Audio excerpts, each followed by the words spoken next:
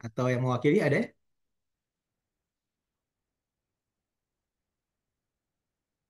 Nggak ada ya. Balai Labkesmas Medan ada? Balai Labkesmas Medan? Balai Labkesmas Batam Hadir, ada? Pak. Oh, dir, mantap. Balai Besar Labkesmas Palembang Hadir, Pak. hadir. Balai Labkesmas Palembang tanpa besar Hadir, Pak. hadir. Kepala Lokal Labkesmas Batu Raja, Kepala Balai Besar Labkesmas Jakarta, Lokal Labkesmas Pangandaran, Balai Besar Labkesmas Yogyakarta, Magelang ada, ya. Hadir, Pak. Banjarnegara, Ada, lokal Pak. hadir, hebat. Balai Besar Labkesmas Surabaya, Siap hadir, Bapak. nah, Lokal Labkesmas Waikabubak, Banjarbaru, Balai Besar, Lokal Labkesmas Tanah Bumbu, Balai Besar Labkesmas Makassar, Balai Labkesmas Makassar, Hadir, Pak. oke. Lokal Labkesmas Donggala,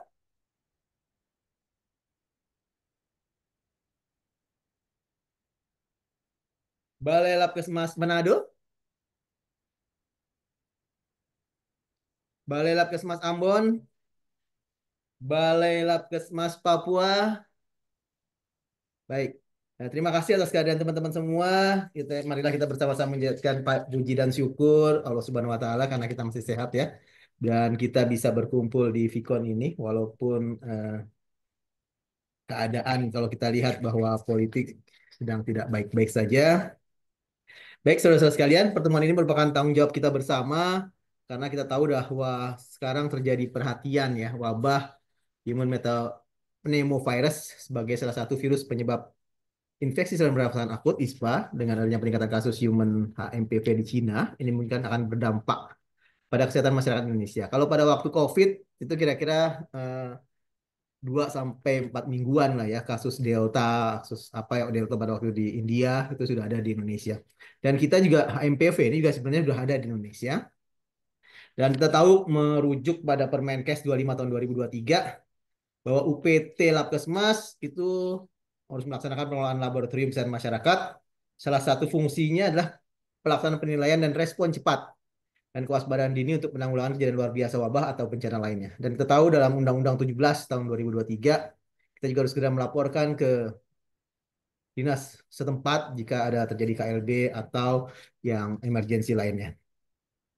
Kita tahu bahwa kita sekarang punya jejaring ya, punya jejaring dan ini yang sangat diharapkan oleh Bu Dirjen bahwa kita yang tingkat terdepan itu bisa segera melakukan pemeriksaan-pemeriksaan yang diperlukan oleh masyarakat atau yang sedang menjadi keresahan dari masyarakat atau yang sedang dibicarakan oleh masyarakat. Dan itu yang mungkin dibutuhkan kemampuan dari kita untuk bisa merespon hal tersebut.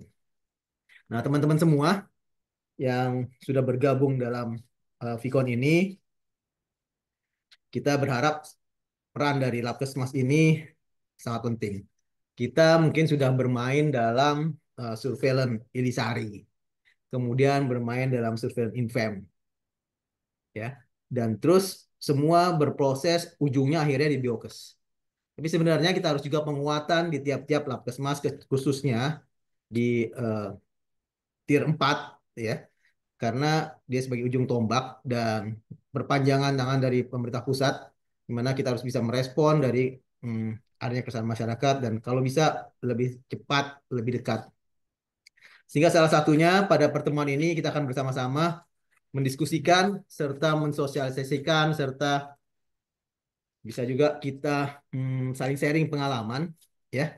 Bagaimana sih penanganan HMPV dan bagaimana pengadaannya, bagaimana biosafety-nya, biosecurity-nya sehingga kita bisa bersama-sama jika ada pertanyaan dari teman-teman mungkin dinas kita bisa melakukan pemeriksaan tersebut dan bisa jadi teman-teman juga bisa merevisi dari DIPA-nya untuk mengadakan untuk pembiayaan pengadaan dari reagen yang dibutuhkan atau panel pemeriksaan yang dibutuhkan untuk HMPV. Pengalaman pada waktu saya di Jogja itu kita terjadi waktu itu Mpox ya. Saya coba merevisi DIPA dan akhirnya kita bisa beli sendiri gitu. Karena kalau saya lihat harganya nggak terlalu mahal ya. 30 juta itu bisa untuk 100 pemeriksaan. Jadi teman-teman mungkin bisa juga merevisi sedikit itu hanya 30 jutaan saya pikir ya. Bisa bergerak sehingga teman-teman di bawah, teman-teman di regional itu juga bisa melakukan pemeriksaan sehingga konsep dari Labkesmas itu bisa berfungsi dengan baik. Tidak semua harus langsung ke pusat, tapi bisa dilakukan di masing-masing regional. Baik, mudah-mudahan itu semua bisa terwujud dan pertemuan ini menjadi berkah buat kita semua dan bisa menjawab setiap pertanyaan yang ada di masing-masing regional, bagaimana cara pemeriksaan kalau ditanya, apa yang diperlukan, dan kita semua sudah siap dan bisa juga mengadakan pengadaannya dari masing-masing BIPA teman-teman semua. Demikian kami ucapkan juga terima kasih kepada Dirjen Instansi Primer dan Komunitas serta Direktorat Kemas dan para kepala balai besar atau yang mewakili karena sudah berkenan hadir pada kesempatan ini. Kita undang secara mendadak, tapi memang semua yang kejadian luar biasa harus dilakukan dengan luar biasa. Jangan kejadian luar biasa atau yang meresahkan masyarakat. Kita lakukan tindakannya biasa-biasa saja. Demikian sambutan saya dan harapan saya semoga semua kita dalam mewujudkan bangsa Indonesia yang sehat sejahtera senantiasa diberkahi Tuhan Yang Maha Kuasa dan semoga upaya yang telah kita rintis bersama ini akan membawa kebaikan bagi kita semua dan Labkesmas tetap kompak dan akhir kata pertemuan koordinasi Labkesmas terkait wabah HMPV dengan seluruh Labkesmas Tier 4 secara resmi saya nyatakan dibuka. Wassalamualaikum warahmatullahi wabarakatuh. Om Santi Santi Om, Namo Buddhaya. Terima kasih. Kita berproses dan semoga semua mendapat pencerahan dan kita dapat berperan secara cepat agar setiap permasalahan yang ada di kesehatan kita dapat berperan secara besar. Terima kasih. Assalamualaikum warahmatullahi wabarakatuh. Waalaikumsalam warahmatullahi wabarakatuh. Baik, terima kasih Pak Koko telah memberikan kami untuk memulai acara dan memberikan arahan-arahan. Luar biasa Pak, arahannya Pak ini terkait dengan jejaring Pak, menjadi bagian koordinasi kita semuanya karena kita adalah satu Labkesmas ya, di mana ada nasional, ada regionalnya, sehingga kita harus bisa membuat sesuatu jejaring yang sifatnya bisa koordinasi terhadap antisipasi keadaan yang sifatnya wabah. Tadi ada beberapa poin tuh yang sifatnya mungkin bisa kita tindak lanjuti ya terkait dengan jejaring ya, kemudian dekatnya laboratorium ya dengan kasus-kasus yang ada di wilayah setempat, kemudian juga ada revisi DIPA, kemudian juga ada hal-hal yang sifatnya kita lakukan secara cepat. Baik, untuk memulainya lagi, kalau tadi saya masih MC, ya sekarang saya ambil alih MC tersebut menjadi moderator, sehingga menjadi satu yang sama ya orangnya ya. Perkenalkan nama saya Kambang Saryaji ya, saya adalah Ketua Tim Kerja Surveillance di Laboratorium Biologi Kesehatan. Saat ini saya diberikan tugas untuk memandu acara mulai dari jam 13 sampai dengan selesai. Kami berupaya dengan waktu yang seefektif dan mungkin bisa mengeluarkan suatu output yang bisa menjadikan pijakan kita juga sesuai juga arahan Pak Kepala ya, sehingga kita bisa sama-sama menginformasikan terkait dengan wabah HMPV. Baik, tanpa memperpanjang waktu lagi, ini untuk acara berikutnya eh, terkait dengan pemaparan ya materi pengambilan spesimen ya yang akan nanti disampaikan oleh Kepala Instalasi Biorepository Laboratorium BBLBK. Untuk waktunya ini disampaikan oleh Ibu Eka Pratiwi. Untuk waktu dan jobnya kami persilakan.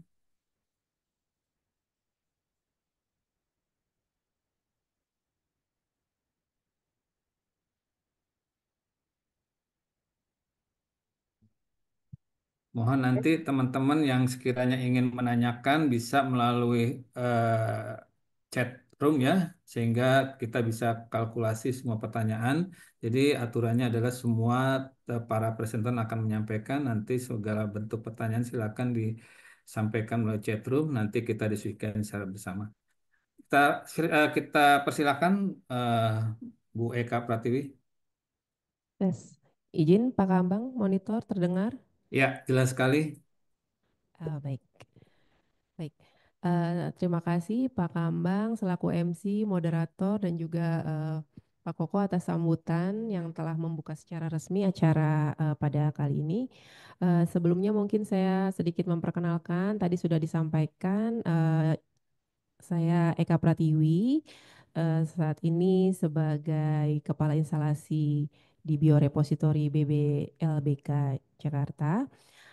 Pada kesempatan kali ini saya ditugaskan untuk membawakan materi tentang tata laksana spesimen terkait human metapneumovirus atau HMPV. Sebenarnya tidak spesifik untuk HMPV saja. Mungkin karena ini nanti materinya akan banyak menyadur dari Sentinel Ilisari ya Bapak dan Ibu. Mungkin kita sedikit banyak sudah pernah terpapar atau pernah juga terlibat dalam kejadian COVID-19 ya. Jadi kita refreshing saja ya karena materi ini bukan suatu hal yang baru tapi tetap penting untuk mengingatkan kembali apa sih spesimen yang digunakan dan bagaimana nanti cara kirimnya, tata laksananya sampai nanti diterima ke lab pemeriksa. Baik, saya mulai saja.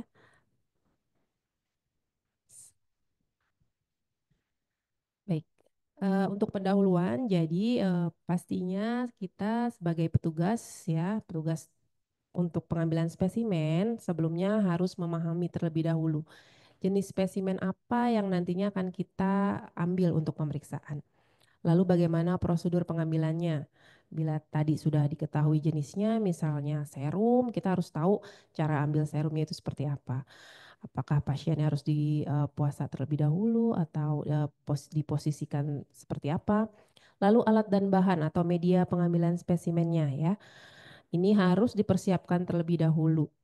Kemudian jangan lupa untuk memberikan label di wadah spesimennya. Jadi sebelum pengambilan idealnya memang harus diberikan label untuk mengurangi kesalahan terjadinya tertukarnya spesimen. Kemudian setelah itu kita harus paham bagaimana cara pengemasan dan juga pengiriman spesimennya.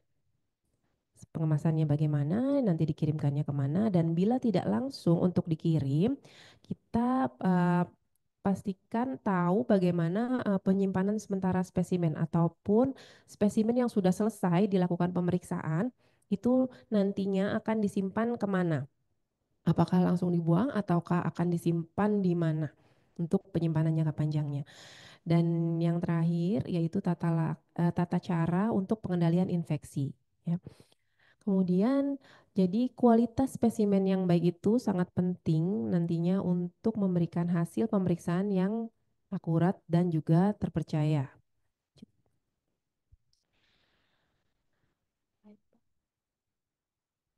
Nah, ini mungkin Bapak dan Ibu sering lihat di mana siklus spesimen di laboratorium mulai dari pre-analytical, analytical sampai post analytical, di mana yang akan banyak saya bahas di sini yaitu mengenai pre-analytical, mulai dari pengumpulan spesimennya, kemudian transportasi spesimen, kemudian cara mendapatkan spesimen itu sendiri ya. Lanjut. Oke, ini adalah satu penelitian yang pernah dilakukan di mana proporsi kesalahan dalam pemeriksaan laboratorium itu diambil terbanyak proporsi kesalahannya yaitu pada tahapan preanalitik ya hingga mencapai 68% dibandingkan tahapan-tahapan selanjutnya ya analitik dan post analitik.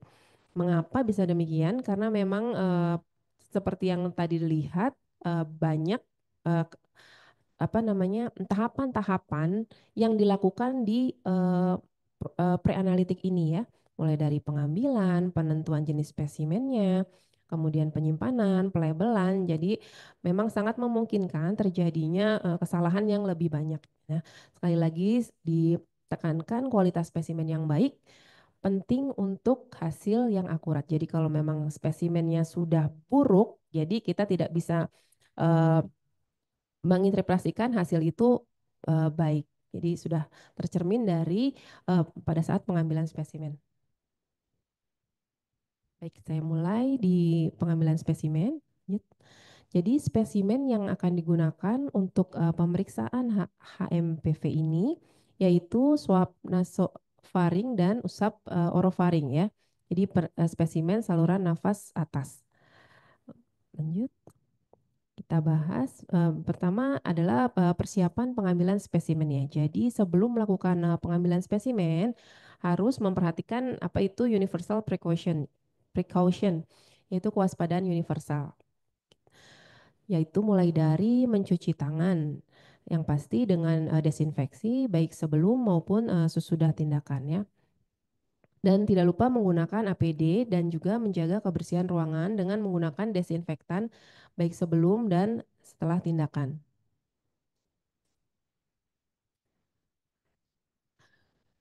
Baik, ini beberapa alat dan bahan untuk pengambilan spesimen. Mungkin dokumen atau formulirnya bisa terlihat di sini. Memang dokumen-dokumen penyerta ILI ya dari Sentinel Influenza Like Illness.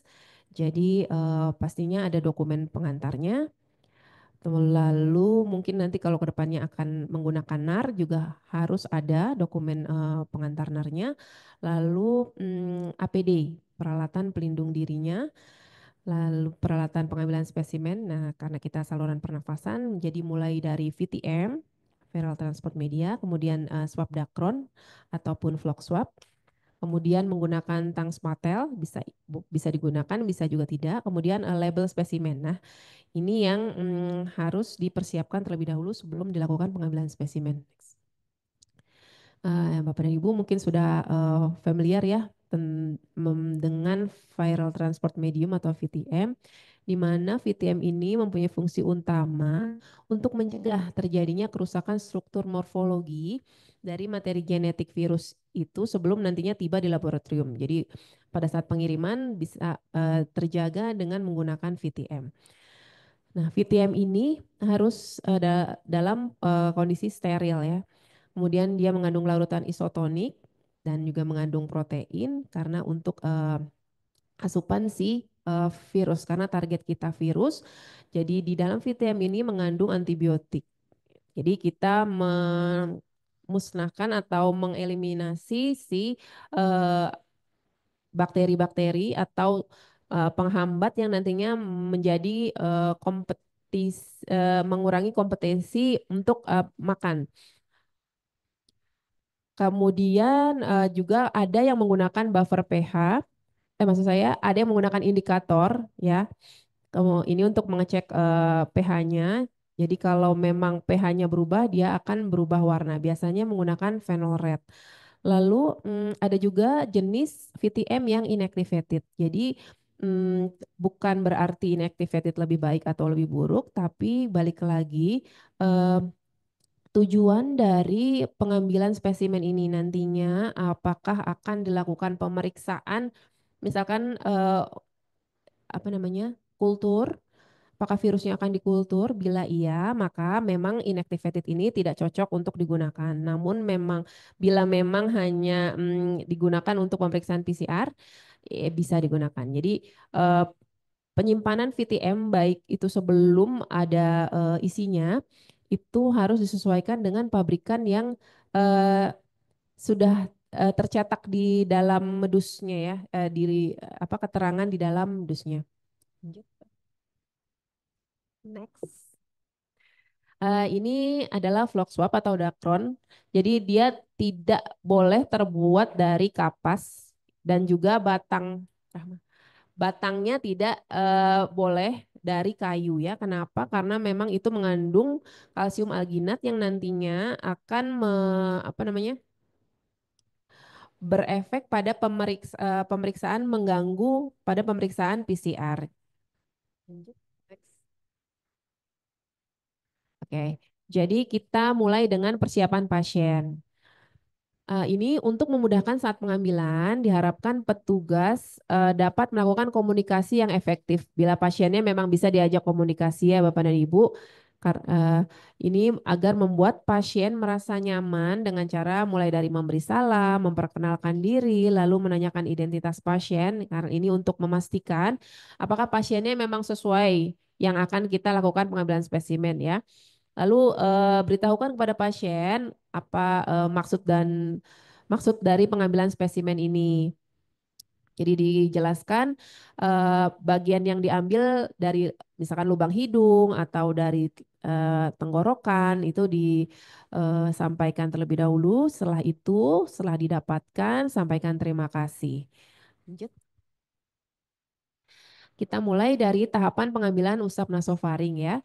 Yang pertama kita beri label ya, persiapkan tabung yang sesuai, itu yang mengandung VTM-nya, kemudian diberi label sesuai dengan nomor. Nah ini memang karena memang nantinya spesimen yang akan saat ini mulai dari Sentinel ILI, maka dari VTM untuk pengambilan spesimen ILI, jadi diberi label di dinding tabung VTM-nya. Kemudian pasiennya dipastikan tidak ada obstruksi atau hambatan di lubang hidung.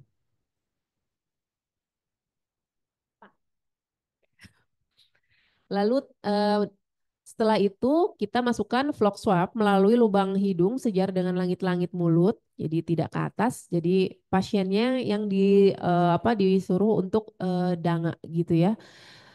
Jadi setelah itu, setelah dimasukkan, digosok, kemudian diputar dengan lembut, lalu swabnya ditahan beberapa detik. Ini untuk menyerap sekresi, baru nantinya ditarik secara perlahan. Mungkin secara teori tahapannya banyak banget ya, harus digosok, diputar, lembut, ditarik. Ini memang membutuhkan jam terbang ya Bapak dan Ibu, mungkin karena saya secara online mungkin tidak bisa mempraktekkan lebih detailnya, tapi mungkin bisa dilihat di gambar ya, di mana pasien danga, kemudian ini memang kita dari cara memegang itu harus yakin, jadi dimantapkan cara megangnya, baru kita dengan yakin mengambil, menekan, terus ditarik dengan PD, karena memang rasanya tidak nyaman, jadi pasien tadi sudah diberi informasi terlebih dahulu. Ya, lanjut. Setelah itu tadi sudah dikeluarkan dari lubang hidung, kemudian swab tadi dimasukkan dalam VTM sesegera mungkin. Biasanya ada VTM yang sudah bawaannya ada daerah khusus patahan, itu bisa dipatahkan langsung dengan tangan. Namun bila tidak menggunakan yang satu paket, bisa dipotong atau dipatahkan dengan menggunakan gunting ya. Jadi tangkainya tadi tidak boleh kayu, jadi pastikan tangkainya dari plastik.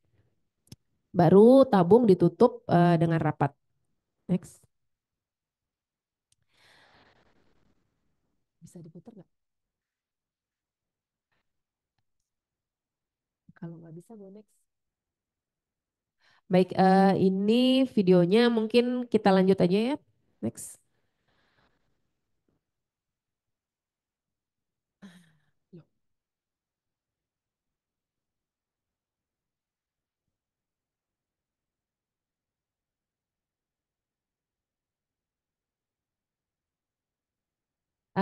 Ini bagaimana ya? Kita interaktif sebentar ya Bapak Ibu. Mungkin Bapak dan Ibu di sini bisa jawab di kolom komen lagi. Chat box ya.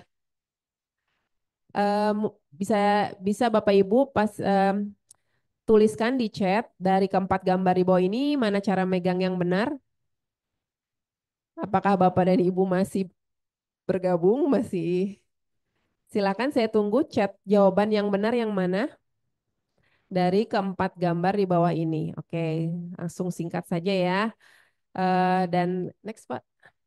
Pada jawabnya B, ya memang B. Jadi yang A itu kenapa salah? Karena ada telunjuk di atas itu membuat pergerakan kita tidak leluasa ya. Jadi yang B ini mantap, jadi kita bisa melakukan gerakan memutar. Tapi kalau yang C kenapa kurang tepat itu karena memegangnya dia terlalu pendek ya. Jadi target kita jangkauannya kurang ke dalam. Nah, begitu juga yang D ini hampir mirip dengan yang A. Next. Oke, tadi sudah nasofaring, sekarang pengambilan usap orofaring. Jadi Bapak dan Ibu yang mungkin belum terbiasa bisa menggunakan tang spatel ya, tapi dipastikan terlebih dahulu. Mungkin kalau tidak kelihatan bisa dengan lampu senter atau dilihat di mulutnya, suruh dibuka, membuka, disuruh mengucapkan A gitu. Nanti akan terlihat target kita adalah daerah area tonsil ya. Jadi swabnya, ini swab baru dimasukkan ke dalam area tonsil, kemudian dihapuskan kedua pilarnya ya, karena biasanya target kita si virus itu bersembunyi di sana. Kemudian pastinya harus ada penekanan karena kita targetnya adalah mengambil dari sel ya virusnya. Baru hindari menyentuh lidah, gigi, gusi ya. Lanjut. Eh, Kemudian setelah itu, setelah swabnya dapatkan, kemudian masukkan ke dalam VTM yang sama dengan swab nasofaring. Jadi tadi dengan tabung VTM yang sama berarti akan berisi 2 tangkai swab ya. Kemudian swabnya itu dipatahkan sama seperti tadi ya di area patahan, atau memang bila tidak ada bisa menggunakan gunting tapi sudah disteril terlebih dahulu ya. Jadi sudah di lap alkohol seperti itu, dan pastikan kode spesimennya itu jadi tadi kan menggunakan kuesioner atau formulir dari ILI, pasien ILI atau SARI. Jadi dipastikan lagi antara tabung dan juga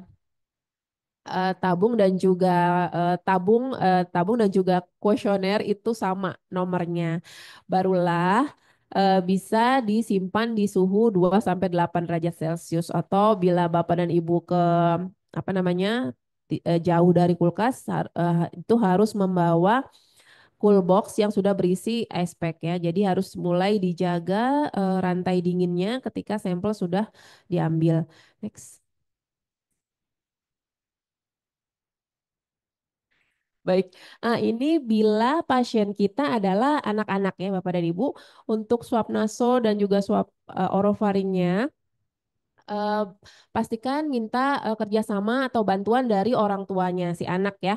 Bisa dengan posisi dipangku atau bagaimana senyaman mungkin atau dipeluk, yang pasti si petugas bisa melakukan pengambilan spesimen tanpa banyak apa sih namanya si anaknya memberontak ya gitu. Jadi diberdayakan juga orang tuanya minta bantuan untuk mengurangi resiko bleeding dan sampelnya jadi tidak adekuat. Next.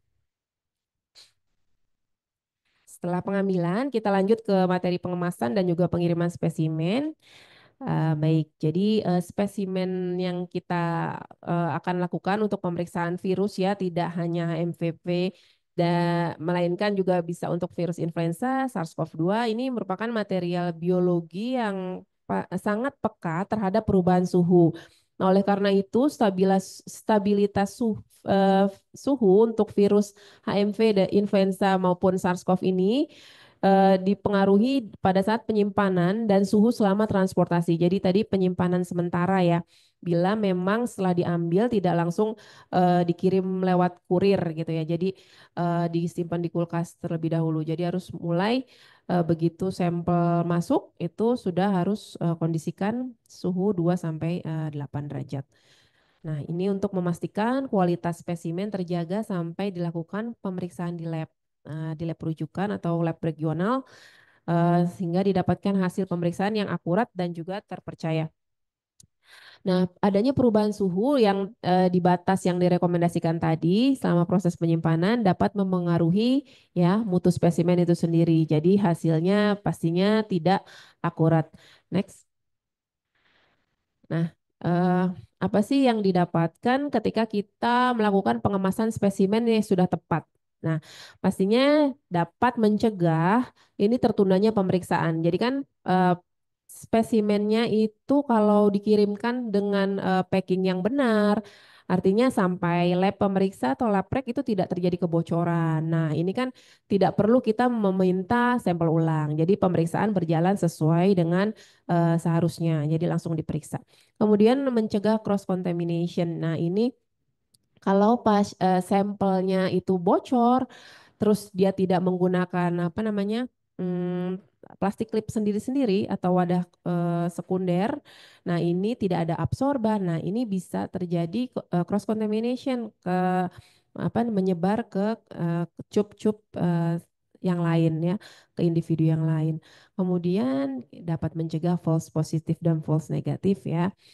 Kemudian mencegah paparan terhadap orang lain, baik itu petugas maupun kurir yang mengantar ya. Jadi kalau sudah packingnya sudah benar, itu pastinya tidak ada kebocoran, tentunya tidak apa namanya menyebabkan infeksi ke orang di sekitar.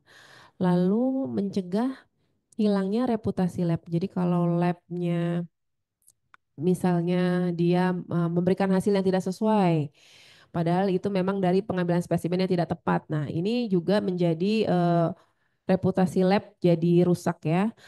Dan terakhir ini menghindari dari penalti. Mungkin kalau di luar sudah ada apa namanya penalti untuk lab yang melakukan kebocoran-kebocoran seperti ini. Next. Baik.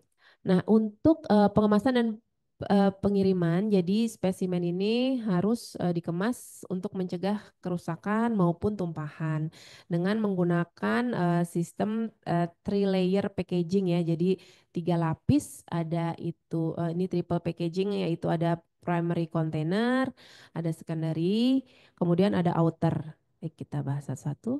Next. Nah, 3 lapis itu apa saja? Tadi primary container atau wadah primer. Jadi ini adalah tempat spesimennya ya, yang pasti dia anti bocor. Kemudian sudah ada label yang jelas ya. Kalau ILI pakai kode ya. Kemudian tahan air. Jadi dia rapat, dibocor ya. Di bagian luar biasanya diberikan absorban seperti tisu untuk menyerap cairan atau jika terjadi kerusakan atau kebocoran. Nah, lanjutnya adalah wadah wadah secondary container, ini wadah yang kedua, di mana dia juga harus anti bocor dan pastinya ukurannya lebih besar dari wadah primer karena dia berfungsi untuk melindungi si wadah primer. Biasanya menggunakan biobottle. Kemudian dia juga tadi ya tahan air. Next. Nah, yang ketiga ini adalah lapisan terluar atau outer container ya. Tersier container dia harus kaku, kuat. Kalaupun styrofoam juga ketebalannya tertentu ya. Kalau kita biasanya menggunakan cool box. Kemudian kemasan luarnya ini harus melindungi dari isi tadi wadah primer dan sekundernya harus apa namanya terlindung dari pengaruh luar ya. Walaupun sudah ditempel fragile harus menghadap ke atas di bawah handle with care itu tetap saja pada kenyataannya di luar bila menggunakan kurir atau kargo ya itu tetap saja dilempar dan dibanting itu kemungkinan besar terjadi. Jadi itu harus box yang kuat ya. Kemudian dimensi eksternal terkecilnya itu mulai dari 10 kali 10 cm. Yang paling kecil. Kemudian pastikan Bapak dan Ibu juga menyertakan formulir penyertanya. Baik itu tadi form ILI ataupun bila ada narnya, terus surat penyerta lainnya seperti surat pengantar Dinkes bila kalau memang di luar itu ya. Lalu ditempelkan izin yang diperlukan, misalkan alamat tujuannya kemana, itu harus tertera jelas di boxnya. Kemudian pengirimnya siapa, nomor teleponnya harus jelas karena bila terjadi sesuatu bisa ada yang dihubungi ya, baik itu si pengirimnya ya. Jadi kita bisa konfirmasinya karena kalau Bapak dan Ibu tanpa mengirimkan apa namanya nomor telepon kita mau konfirmasi tidak bisa. Jadi agak sulit nih menghubunginya. Next. Oke. Ini alat dan bahan untuk pengemasan ya Bapak dan Ibu, tadi kita mulai dengan cupnya itu sendiri atau wadah VTM-nya, lalu plastik klip, absorban ya bisa berupa tisu, lalu wadah pengiriman sekundernya, lalu pengiriman terluarnya atau cool box ya beserta ice pack-nya. Ice pack yang benar-benar sudah beku ya, sudah matang esnya. Lalu ada termometer spesimen, ini idealnya ada ya kalau pengiriman jarak jauh. Lalu kartu monitoring pengiriman ini biasanya untuk Sentinel Ili dan Sari, ini ada kartu monitoringnya. Lalu form hasil inputan NAR untuk Ilisari. Sebelum belum berjalan ya untuk NAR-nya mungkin ya. Nextnya lanjut. Bu Tiwi 5 menit lagi ya. Oke, untuk prosedurnya kita mulai dengan memasukkan tabung VTM yang berisi spesimen ke dalam plastik klip. Kemudian ini boleh dililit tisu, boleh tisunya boleh dimasukkan saja ke dalam plastik klip. Nah, kemudian kita tutup, kemudian dimasukkan ke secondary kontainernya. Kebetulan di sini pakai bio bottle atau wadah yang lebih besar dari sebenarnya plastik clip itu sudah merupakan secondary container ya. Lanjut. Kemudian masukkan seluruh spesimen ke dalam cool box yang berisi ice pack terlebih dahulu yang sudah dibekukan. Jadi dijaga suhunya 2-8 derajat. Kemudian ice pack ini ditempatkan pada sisi kiri, kanan, depan, belakang, atas, bawah. Jadi si spesimen berada dikelilingi oleh ice pack yang sudah matang. Kemudian dipastikan bahwa spesimen terjaga dalam kondisi suhu yang tetap dingin saat diterima di lab. Next. Nah, ini tempatkan termometer di antara itu, kemudian tempatkan ice pack lagi ya. Lalu insulator. Insulator ini bisa dilapisi aluminium biasa di atas tutup cool box-nya. Jangan lupa Bapak dan Ibu memasukkan formulir tadi ya. Kuesioner atau form pengantar yang sudah diisi, kemudian diberikan label yang sesuai antara wadah VTM, benar wadah VTM dan juga formnya. Next. Nah, kemudian pastikan isi cool box-nya tidak goyang untuk menghindari benturan. Jadi kalau misalkan ada yang rongga-rongga bisa menyebabkan spesimen berguncang atau terbolak-balik, itu bisa disumpel dengan kertas bekas atau apa. Kemudian tutup cool box, kemudian diselotip lagi, ya tetap diberikan alamat pengirim dan juga tujuannya. Lanjut. Ini untuk pengiriman rencana pengiriman ini adalah tanggung jawab si pengirim untuk memastikan pengemasan, pelabelan, dokumentasi dan alamat tujuan ini sudah tepat di setiap pengiriman spesimen. Jadi pengiriman yang efektif membutuhkan koordinasi yang efektif pastinya antara pengirim, kurir dan juga penerima paket. Jadi si penerima paket juga terinfokan, oh kita mau kirim nih, misalkan tibanya hari Minggu, apakah bisa? Itu butuh koordinasi juga ya. Untuk memastikan paket didistribusikan dengan aman dan sampai tempat tujuan dengan kondisi yang baik untuk diperiksa. Jadi kewajiban pengirim apa saja? Mulai dari janjian dengan kurirnya, sekarang ditelepon dulu bisakah pick up di jam berapa, lalu melakukan konfirmasi dengan penerima paket spesimen tadi ya, lab pemeriksanya, apakah bisa menerima, kira-kira sampainya kapan, lalu memastikan spesimen dikirim dalam kondisi yang sesuai. Kemudian menghindari penerimaan spesimen saat libur kecuali tadi sudah konfirmasi dengan penerima dan menyiapkan dokumen yang diperlukan ya. Karena kalau kurang salah satunya si lab pengirim bisa jadi tidak bisa melakukan pemeriksaan ya. Karena dokumennya tidak ada, ini ternyata kirimnya bocor seperti itu. Kemudian pengiriman baru bisa dilakukan ketika ketiga mulai pengirim, kurir dan penerima sudah koordinasi dan dokumen legal sudah siap. Next. Baik, sekian Bapak dan Ibu, terima kasih. Mungkin saya kembalikan ke Bapak MC moderator kita, Pak Kambang, silakan. Baik, terima kasih Bu Eka Pratiwi telah menyampaikan terkait dengan penanganan spesimen untuk kasus-kasus yang sifatnya ilisari yang nanti juga arahnya ke HFMP. Yang perlu ditekankan di sini minimal kita ada satu suara ya yang terkait dengan penanganan spesimen. Saya yakin teman-teman di regional bukan suatu hal yang asing ya terkait dengan penanganan spesimen ini ya. Apalagi hal itu juga udah kita lakukan dalam mengatasi wabah COVID gitu ya. Nah, cuma yang perlu ditekankan di sini bagaimana sistem rujukannya ya. Nanti di bagian diskusi bagaimana sistem rujukannya, kemudian jejaring labnya. Saya yakin di regional ini sudah mempunyai kemampuan dari sisi pemeriksaan ya. Cuma mungkin dari sisi bahan dan reagensia itu menjadi bagian yang harus kita kita tekankan bahwa itu bisa menjadi bagian yang harus kita lakukan untuk dilakukan pemeriksaan seperti itu. Kemudian juga kita punya sistem jejaring namanya jejaring surveillance Ilisari. Dan itulah yang akan menjadi pintu masuk kita untuk melakukan pemeriksaan HMPP seperti itu ya.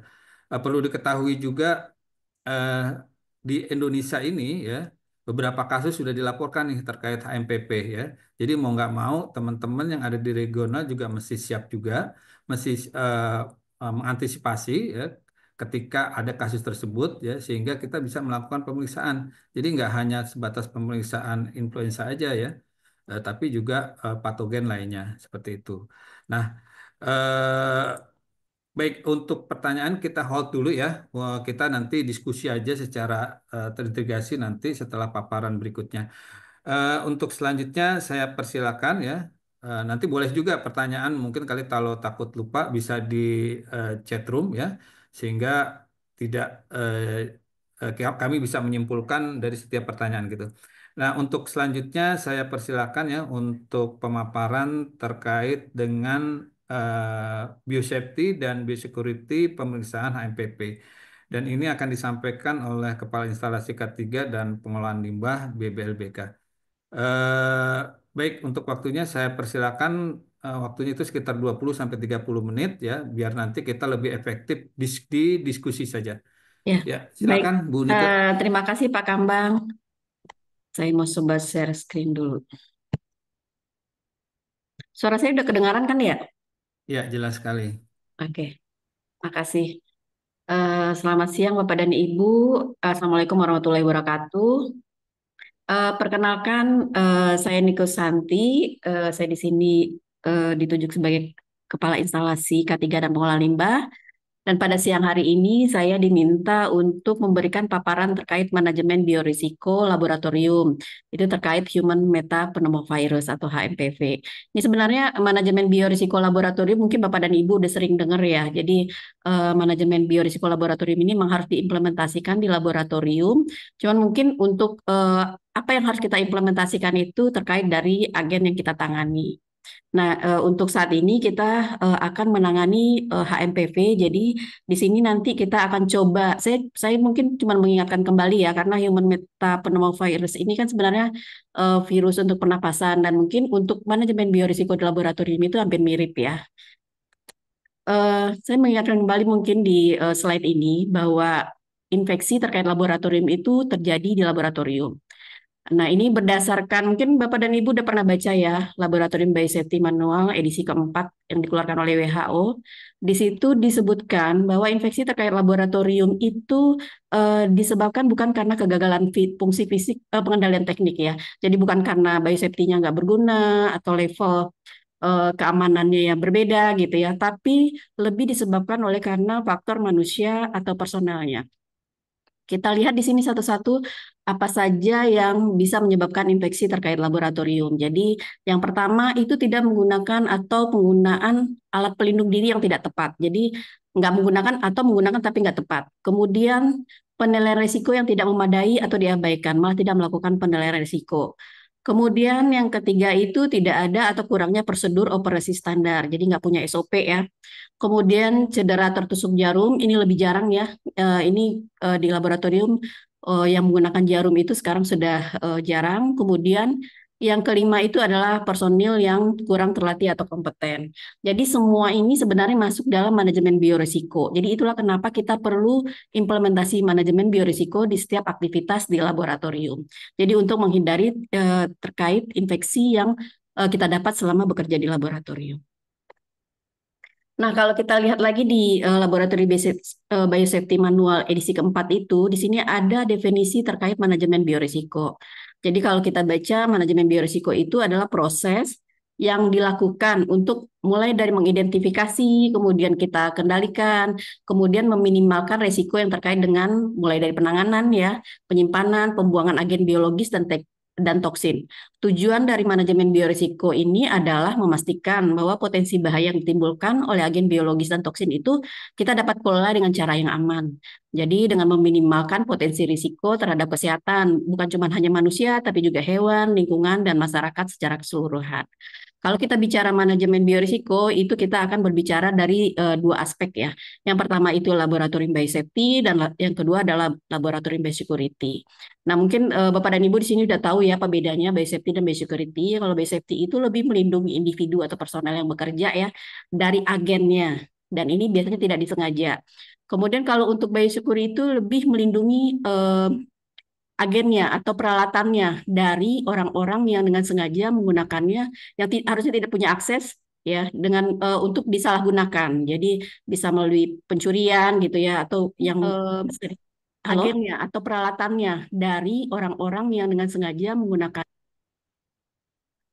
ya dengan untuk disalahgunakan. Jadi bisa melalui pencurian gitu ya atau yang agennya atau peralatan. Kok jadi ini ya? Kayak boncing gitu ya. Oke, saya lanjutkan. Jadi tadi untuk manajemen biorisiko itu ditinjau dari dua aspek ya, biosafety dan biosecurity. Jadi kalau biosafety dan biosecurity itu digabungkan, itu adalah merupakan manajemen biorisiko. Nah, manajemen biorisiko itu digambarkan berupa kursi dengan 3 kaki. Jadi kalau kursi dengan 3 kaki itu dia akan berfungsi, akan melindungi kita ketika kaki-kakinya itu semua ada. Jadi kalau misalnya salah satu kakinya nggak ada, jadi cuma tinggal 2 kaki, maka manajemen biorisiko ini tidak akan berfungsi dengan baik, gitu ya. Nah, di sini ada 3 kaki dari manajemen biorisiko itu. Yang pertama adalah asesmen atau penilaian ya, penilaian risiko. Kemudian mitigation itu pengendalian risiko, dan performance untuk mengevaluasi yang sudah kita implementasikan, gitu ya. Jadi di sini proses asesmen itu mengidentifikasi bahaya atau ancaman, kemudian menilai risiko terhadap agen biologis dan racun gitu ya dari aspek biosafety dan biosecurity gitu. Tapi ini dengan mempertimbangkan kecukupan pengendalian yang kita punya gitu ya. Dan nanti memutuskan apakah risiko itu bisa kita terima atau tidak. Kemudian kalau mitigation ini adalah tindakan langkah pengendalian gitu ya yang kita lakukan untuk mengurangi risiko. Jadi kita mengurangi risiko terkait dari agen biologis dan racun gitu ya. Dan mitigasi ini menggunakan hierarki pengendalian risiko. Nanti kita akan lihat di paparan selanjutnya, kemudian menerapkan kaidah biosafety dan biosecurity. Kalau performance ini lebih menilai apa yang kita sudah lakukan sebelumnya di assessment dan mitigation itu udah tepat apa belum gitu ya. Kalau misalnya sudah belum tepat, kita akan melakukan perbaikan. Kalau misalnya sudah tepat, kita akan kita lanjutkan. Mungkin ada beberapa perbaikan untuk menjadikan manajemen biorisiko itu lebih baik. Kemudian langkah yang pertama itu penilaian risiko. Nah, penilaian risiko ini sebenarnya merupakan tulang punggung dari praktek biosafety ya. Jadi apapun yang kita lakukan itu kita harus melakukan penilaian risiko terlebih dahulu. Jadi kita identifikasi risikonya, kemudian nanti kita kendalikan gitu ya. Penilaian risiko ini merupakan proses sistematis gitu ya. Dia ini berdasarkan hitungan dari likelihood. Jadi berapa sering itu kejadiannya, kemudian dan konsekuensinya. Jadi seberapa parah kita kalau misalnya kita terpapar, seberapa parah dampaknya ke kita gitu ya. Kemudian yang Bapak Ibu harus diingat nih, mungkin udah tahu ya, ingat lagi bahwa risiko itu hanya bisa dikendalikan, tapi nggak bisa kita hilangkan jadi zero. Jadi kalau Bapak dan Ibu tidak pengen mendapatkan risiko, ya sudah tidak bekerja dengan agen tersebut, itu satu langkahnya. Kemudian ini ada beberapa istilah nanti yang akan kita gunakan di biorisk management. Yang pertama itu resiko. Resiko itu merupakan kombinasi kemungkinan atau likelihood suatu kejadian dan tingkat keparahannya gitu ya. Kalau misalnya kejadian itu terjadi. Kemudian hazard itu kalau dalam konteks biosafety laboratorium itu merupakan agen hayati di mana karakteristik patogen itu berpotensi menyebabkan merugikan manusia, hewan, atau lingkungan. Nah, kalau ancaman ini lebih ke orang ya yang memiliki potensi niat, motif gitu ya, menggunakan biohazard untuk menimbulkan kerusakan kalau untuk ancaman. Tapi untuk yang saat ini kita akan membahas dari sisi biosafety-nya ya. Kalau ancaman ini lebih ke biosecurity. Kemudian kalau kemungkinan atau likelihood sendiri itu adalah seberapa sering sih paparan itu akan terjadi selama kita bekerja di laboratorium. Kemudian konsekuen itu adalah seberapa parah dampak yang diakibatkan kalau misalnya kita terpapar agen tersebut. Nah, ini kapan penilaian risiko dilakukan gitu ya. Nah, Bapak dan Ibu sekarang mungkin untuk HMPP ini baru mulai dilakukan ya. Jadi Bapak dan Ibu harus melakukan penilaian risiko terlebih dahulu gitu. Atau mungkin nanti ada pergantian personil juga harus dilakukan penilaian risiko gitu ya. Dan WHO itu sebenarnya mengeluarkan aplikasi terkait penilaian risiko secara sederhana. Mungkin nanti bisa dilihat di Play Store ya. Di sini ada Biosafety Risk Assessment Tool. Jadi di sini adalah aplikasi sederhana untuk menilai risiko. Nah, karena kita adalah laboratorium pemeriksa, mungkin nanti bisa dipilih yang didiagnostik. Nanti ikuti pertanyaan atau instruksi yang dilakukan oleh aplikasi. Nanti Bapak Ibu akan di akhirnya akan dapat apakah risiko ini rendah, sedang, atau berat gitu ya. Kemudian siapa saja yang terlibat untuk melakukan penilaian risiko. Jadi ini berupa tim. Tim ini harus orang-orang yang mengerti bahaya dan prosedur laboratorium, juga memiliki pengetahuan tentang agen biologisnya, prosedur laboratoriumnya, dan kondisi di fasilitas. Makanya di sini ada beberapa orang yang bisa dilibatkan untuk tim yang melakukan penilaian risiko. Bisa teknisi laboratoriumnya, bisa manajer laboratoriumnya, manajer mutu, manajemen puncak ya. Kalau misalnya di instansi Bapak dan Ibu ada peneliti, bisa penelitinya, kemudian engineer ya untuk mengetahui kondisi fasilitas, kemudian biosafety dan biosecurity expert ya. Ini ada 5 langkah, mungkin udah sering lihat ya, dengar gitu. Ada 5 langkah, mulai dari mengumpulkan informasi, kemudian evaluasi risiko, kemudian membuat strategi pengendalian risiko, kemudian kita pilih untuk diimplementasikan, kita evaluasi ulang risikonya, kemudian kalau misalnya nggak cocok, kurang bagus gitu ya, risikonya nggak bisa terima, kita mulai lagi dari mengumpulkan informasi.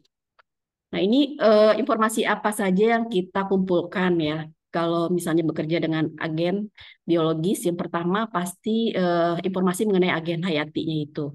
Bisa karakteristik patogennya, kemudian rute penularannya, patogenesis, dosis infeksi gitu. Karena dosis infeksi ini semakin kecil dosis infeksi itu akan risikonya semakin tinggi. Kemudian kita harus tahu juga profilaksisnya, adakah pengobatan atau vaksinnya, kemudian bagaimana tingkat keparahannya kalau kita terpapar gitu ya. Kemudian selain itu kita juga harus tahu prosedur apa yang kita lakukan. Apakah pemeriksaannya nanti bekerja dengan aerosol gitu ya. Berapa konsentrasi agen yang ditangani, kemudian apakah menggunakan hewan coba atau benda tajam. Kemudian kita harus tahu juga ada data tentang peralatan dan fasilitas laboratorium yang tersedia. Kita harus tahu frekuensi kegagalan peralatan dan bangunan. Misalnya listriknya sering mati nih gitu ya, infrastrukturnya kurang bagus gitu. Kita harus punya data tentang itu. Kemudian ini faktor manusia, ini juga penting karena kita harus tahu nih yang bekerja itu tingkat kompetensinya seperti apa. Udah sering melakukan pelatihan atau enggak, orangnya rentan apa enggak gitu ya. Kemudian biasanya usia juga mempengaruhi tingkat risiko ya. Kemudian tingkah laku dan status kesehatannya. Kemudian faktor lain misalnya kalau kita bekerja dengan agen tersebut, apakah nanti masyarakat sekitar itu akan memberikan respon negatif atau tidak, itu juga harus diketahui. Kemudian untuk kalau untuk biosecurity-nya kita juga harus tahu dari aspek-aspek biosecurity-nya ya. Kemudian untuk ketahui tentang agen hayati atau agen biologis yang kita tangani, sebenarnya kita bisa cari di Pathogen Safety Datasheet. Tapi saya coba cari mengenai HMPV di website yang dikeluarkan oleh Kanada. Ini saya tidak menemukan detail tentang HMPV, tapi saya coba cari di webnya WHO. Saya mendapatkan sedikit gambaran tentang HMPV. Kemudian kita juga harus tahu agen hayati yang kita tangani itu masuk risiko kelompok berapa gitu ya. Ini ada 4 risiko seperti Bapak Ibu dan ketahui. Nah, ini informasi yang saya dapatkan tentang HMPV. Yang pertama itu tentang karakteristik virusnya. Jadi HMPV itu sebenarnya pertama kali diidentifikasi tahun 2001 ya. Dia masuk ke dalam kelompok risiko 2. Dia merupakan virus pernapasan gitu ya. Sebenarnya lebih banyak menyerang bayi dan anak-anak di bawah 5 tahun gitu ya. Walaupun yang dewasa juga bisa tertular. Nah, ini penularan ini akan lebih tinggi kepada orang-orang yang memiliki kondisi kesehatan seperti adanya penurunan daya tahan tubuh gitu ya, memiliki penyakit paru obstruktif, asma gitu ya. Kemudian gejala infeksi HMPV ini mirip dengan infeksi saluran pernapasan lainnya. Jadi kayak batuk, pilek, demam, kesulitan bernapas. Nah, kalau berat itu bisa menyebabkan bronkiolitis dan pneumonia gitu. Nah, biasanya HMPV ini kalau negara-negara lain itu dia ada di musim dingin dan awal musim semi gitu. Dan mirip dengan infeksi pernapasan seperti respiratory syncytial virus. Kemudian rute penularannya ini karena dia merupakan virus pernapasan, jadi dia ditularkan menyebar itu melalui partikel pernapasan ya. Jadi misalnya kontak dengan orang yang sakit gitu ya pada saat bicara atau pada saat dia batuk gitu kita di dekatnya, dan bisa juga kontak dengan permukaan yang terkontaminasi gitu ya. Jadi pada saat permukaan terkontaminasi itu kita memegang, terus kita memegang mata, hidung atau mulut gitu ya, kita bisa tertular virus ini. Jadi kalau untuk di laboratorium mungkin lebih yang kita harus perhatikan itu bahwa virus ini bisa menular melalui kontak dengan permukaan yang terkontaminasi. Itu yang harus kita hati-hati. Kemudian untuk patogenesisnya, dia menyebabkan infeksi saluran pernapasan, mengarah pada respon inflamasi lokal yang dapat menyebabkan gejala ringan hingga berat. Tapi selama ini datanya dia masih ringan ya, hingga moderat gitu. Kemudian untuk dosis infeksi ini belum ada data spesifik tentang dosis infeksinya, tapi karena dia merupakan virus saluran pernapasan, jadi dengan dosis rendah pun mungkin kita bisa terinfeksi. Untuk profilaksis dan vaksinasi belum tersedia, jadi untuk vaksinasi kita tidak bisa kita gunakan sebagai langkah untuk mengendalikan risiko untuk HMPV ini. Kemudian virus ini cenderung stabil pada lingkungan tertentu seperti logam, plastik, kaca, kemudian dia tahan di suhu rendah gitu ya. Tapi kalau misalnya suhunya tinggi, dia lebih rentan untuk diinaktivasi. Kemudian dia bertahan dalam kondisi kelembapan rendah, sedang. Jadi kalau kelembapan tinggi dia tidak tahan lama. Kemudian nih desinfektan yang bisa kita gunakan di laboratorium untuk dekontaminasi karena virus ini itu akan inaktivatif atau sensitif terhadap alkohol 70%. Kemudian juga sensitif terhadap pemutih dan produk berbasis klorin. Jadi ini bisa digunakan di laboratorium untuk dekontaminasi ya, Bapak dan Ibu. Jadi kita bisa gunakan ini sebagai langkah pengendalian. Kemudian di udara dia tahan dalam bentuk partikel itu relatif singkat, jadi beberapa menit sampai beberapa jam. Jadi tergantung ukuran partikel dan kondisi ventilasi ruang. Nah, informasi lainnya yang perlu Bapak Ibu ketahui bahwa tipe laboratorium yang Bapak Ibu akan bekerja dengan virus HMPV ini. Biasanya digunakan ya keamanan level 2 ya. Kemudian pengujiannya itu karena ini bersifat molekuler, jadi risikonya akan lebih rendah dibandingin ketika Bapak Ibu melakukan pemeriksaan dengan menggunakan kultur. Kemudian informasi yang dibutuhkan lagi adalah alat-alat yang akan digunakan. Kemudian bagaimana orang yang akan melakukan pemeriksaan ini, bagaimana kompetensinya, kemudian keandalannya. Kadang-kadang orang punya kompeten nih, tahu nih ini nggak boleh dikerjakan, tapi dia nggak andal gitu loh, dia laksanakan gitu. Misalnya harus pakai APD, dia tahu bahwa pengerjaan ini harus pakai APD ini dan itu gitu, tapi dia tidak lakukan gitu ya. Itu namanya tidak andal. Kemudian faktor lainnya yang mempengaruhi, contoh tadi ya, anggapan masyarakat terhadap kalau misalnya Bapak Ibu melakukan pemeriksaan ini.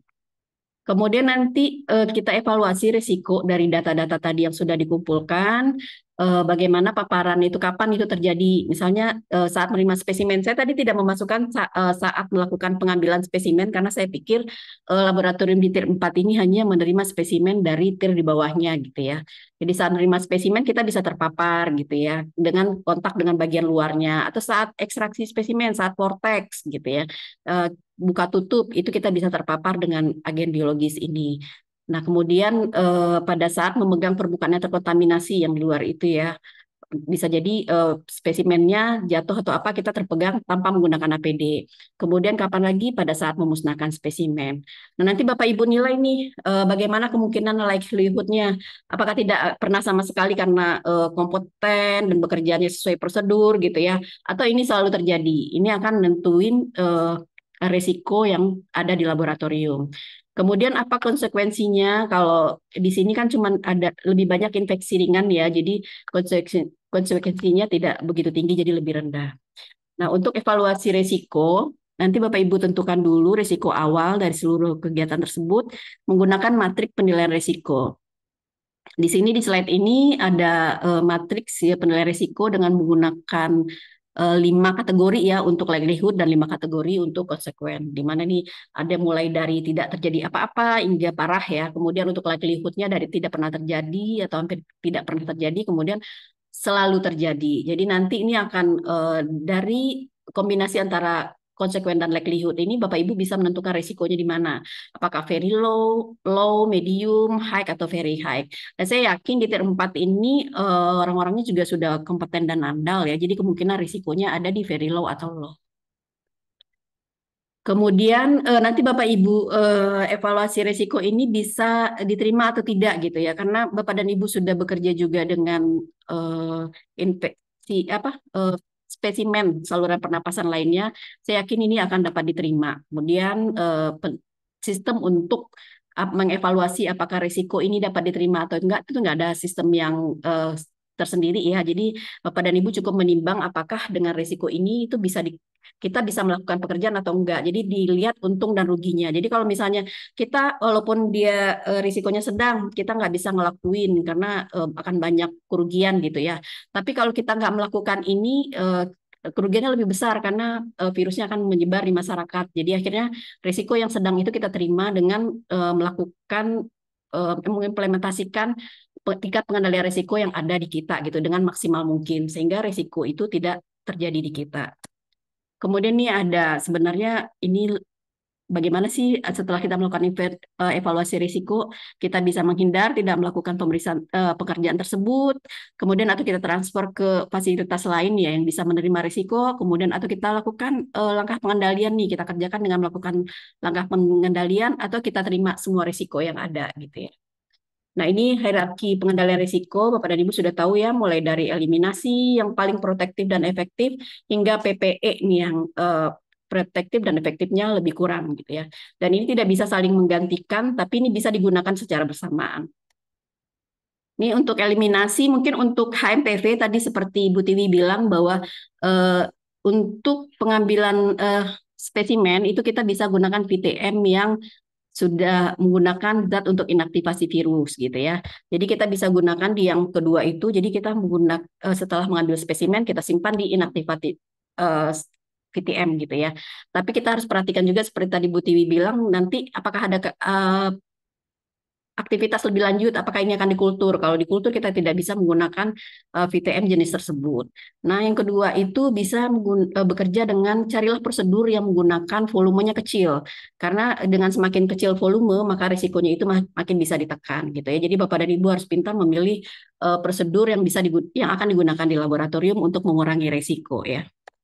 Kemudian untuk engineering teknik ini lebih ke desain laboratorium atau peralatan laboratorium yang kita gunakan untuk meminimalkan risiko. Di sini ada seperti level keamanan laboratorium. Saya yakin di tier 4 ini sudah level 2 ya, walaupun di LBM WHO sekarang itu tidak ada lagi biosafety level 1, 2, dan 3 gitu ya, atau 4. Istilahnya lebih lain lagi gitu. Nah, kemudian bekerja di lemari keamanan biologis biosafety cabinet. Jadi saya yakin juga di instansi Bapak dan Ibu sudah memiliki biosafety cabinet gitu ya. Kemudian ada wastafel cuci tangan. Nah, ini sebenarnya wastafel cuci tangan ini diharapkan itu adalah yang hands free. Jadi kita tidak menyentuh kerannya. Jadi tidak mengkontaminasi keran ketika kita melakukan cuci tangan gitu ya. Diharapkannya seperti itu. Paling tidak itu kita membuat kerannya itu yang bisa ditutup dengan menggunakan siku ya. Jadi bukan yang diputar. Jadi risiko untuk mengkontaminasi orang lain itu lebih kecil. Kemudian kalau misalnya prosedur itu menggunakan centrifuge, gunakanlah centrifuge yang memiliki keamanan untuk aerosol. Jadi ada sebenarnya centrifuge yang memiliki rotor dan buketnya itu ada yang dengan penutup ya. Kemudian yang ini mungkin belum semua instansi ada ya UPS yang digunakan untuk keamanan biosafety cabinet. Jadi ini sebenarnya UPS untuk menjamin selama kita bekerja di biosafety cabinet kalau tiba-tiba listrik mati itu biosafety cabinetnya masih berfungsi. Jadi sehingga kita tidak terpapar terhadap agen biologis. Kemudian untuk administratif ini ada beberapa banyak hal yang bisa kita terapkan seperti kita memiliki kebijakan siapa aja yang bisa bekerja, kemudian ada guidelines gitu ya. Kemudian ada tanda-tanda peringatan apa yang harus dilakukan. Nah, yang di sini yang tidak bisa kita lakukan adalah vaksinasi karena vaksinasi untuk HMPV itu belum tersedia. Tapi kita bisa menggantikan dengan langkah pengendalian risiko yang lainnya dengan hygiene gitu ya. Ada tanggap darurat, ada pelatihan. Nah, ini yang juga yang perlu diingat bahwa ada laporan insiden, eksiden, dan near miss. Jadi apapun itu kejadian yang terjadi di laboratorium yang tidak diharapkan itu dilaporkan ke tim manajemen bioresiko untuk ditindaklanjuti. Kemudian untuk praktik dan prosedur ini bisa langkah prosedur-prosedur untuk meminimalkan risiko, yaitu bisa SOP, kemudian mengimplementasikan praktik kerja yang baik atau GMPP ya. Mungkin Bapak Ibu sudah familiar ya dengan GMPP. Ini salah satu langkah untuk mengendalikan risiko. Kemudian APD, ini banyak macam APD ya. Jadi nanti APD ini berdasarkan penilaian risiko ya Bapak dan Ibu, karena ini merupakan virus yang masuk melalui saluran pernapasan, makanya proteksi terhadap pernapasan itu penting. Tapi kalau dilihat dari informasi yang ada dan berdasarkan literatur yang saya baca, itu saat bekerja dengan untuk molekuler HMPV ini kita cukup menggunakan masker medis itu sudah cukup protektif gitu ya. Tapi kalau Bapak Ibu ingin lebih protektif menggunakan masker N95 itu boleh saja, tapi harus diperhatikan lagi jangan sampai menggunakan masker 95 juga menimbulkan risiko tersendiri ya. Jadi harus diperhatikan. Kemudian ini ada beberapa langkah untuk melakukan pemilihan APD ya berdasarkan penilaian risiko. Jadi melindungi Bapak dan Ibu terhadap bahaya yang dihadapi, kemudian beratnya baiknya seringan mungkin gitu, fleksibel, tidak menimbulkan bahaya tambahan. Jadi nggak perlu pakai hazmat ya untuk pemeriksaan molekuler HMPV gitu ya. Kemudian tidak mudah rusak, kemudian memenuhi ketentuan standar yang ada, pemilihan mudah dan tidak membatasi gerak. Nah, ini sarung tangan yang digunakan cukup sarung tangan yang biasa digunakan untuk pemeriksaan virus lainnya. Kemudian pelindungnya Bapak dan Ibu tergantung yang tersedia apa ya. Tidak harus steril, tapi bisa melindungi Bapak dan Ibu pada saat bekerja di laboratorium. Kalau saya sih sebenarnya merekomendasikan gaun pelindungnya itu yang kedap terhadap air. Jadi ketika kena cipratan atau splash gitu, itu melindungi Bapak dan Ibu gitu ya. Jadi bisa dilap. Mungkin Bu Nike Tidak. 5 Oh menit ya. lagi ya. Oh iya ya. Kemudian perlindungan pernapasan bisa menggunakan masker bedah gitu ya. Nah, ini yang perlu diperhatikan pada saat menggunakan sarung tangan, jangan menyentuh bagian yang permukaan yang lain seperti wastafel, gagang pintu atau lift ya. Nah, ini perlindungan mata. Untuk ini terserah Bapak dan Ibu apakah perlu digunakan atau tidak. Kemudian pelindung kepala dan alas kaki. Kemudian dari yang tadi sudah ditentukan ya apa langkah-langkah pengendalian risiko, tinggal dipilih mana yang bisa diterapkan dan dipilihlah yang tersedia lokal dan bisa berkelanjutan ya. Selain untuk melindungi diri gitu. Kemudian nih tadi berlapis itu seperti semua langkah pengendalian risiko, misalnya dengan mulai dari teknik sampai PPE digunakan, itu akan lebih melindungi Bapak dan Ibu dari risiko. Nah, ini ada beberapa contoh ya, misalnya pada saat penerimaan spesimen dilakukannya di biosafety cabinet gitu ya. Kemudian pengendalian administratifnya, pembatasan umur untuk yang bekerja, ngecek dulu kondisi kesehatannya, atau melakukan pendampingan pengawasan ketat terhadap yang bekerja oleh senior gitu ya.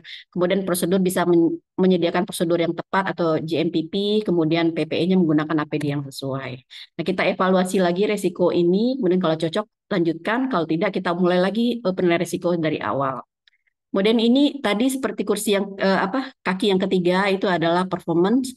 Jadi Bapak dan Ibu tentukan dulu tujuannya apa aja yang kita harus amati indikator apa yang harus kita tetapkan untuk menilai bahwa implementasi manajemen biorisiko itu sudah tepat gitu ya.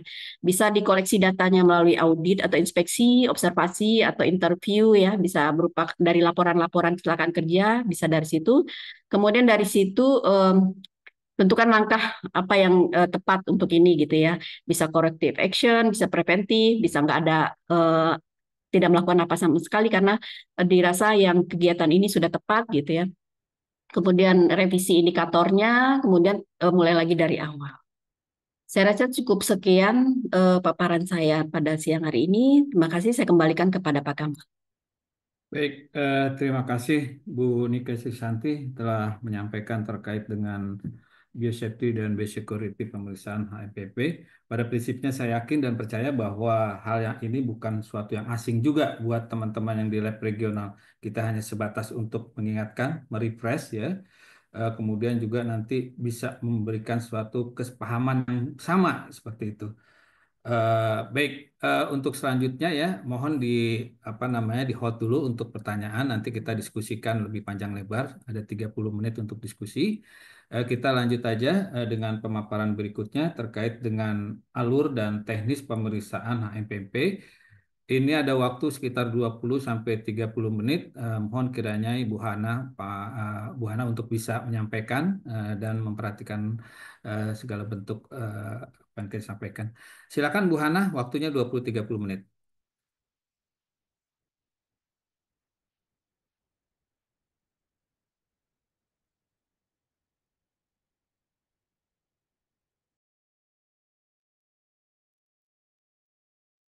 Suaranya kayaknya belum masuk ya.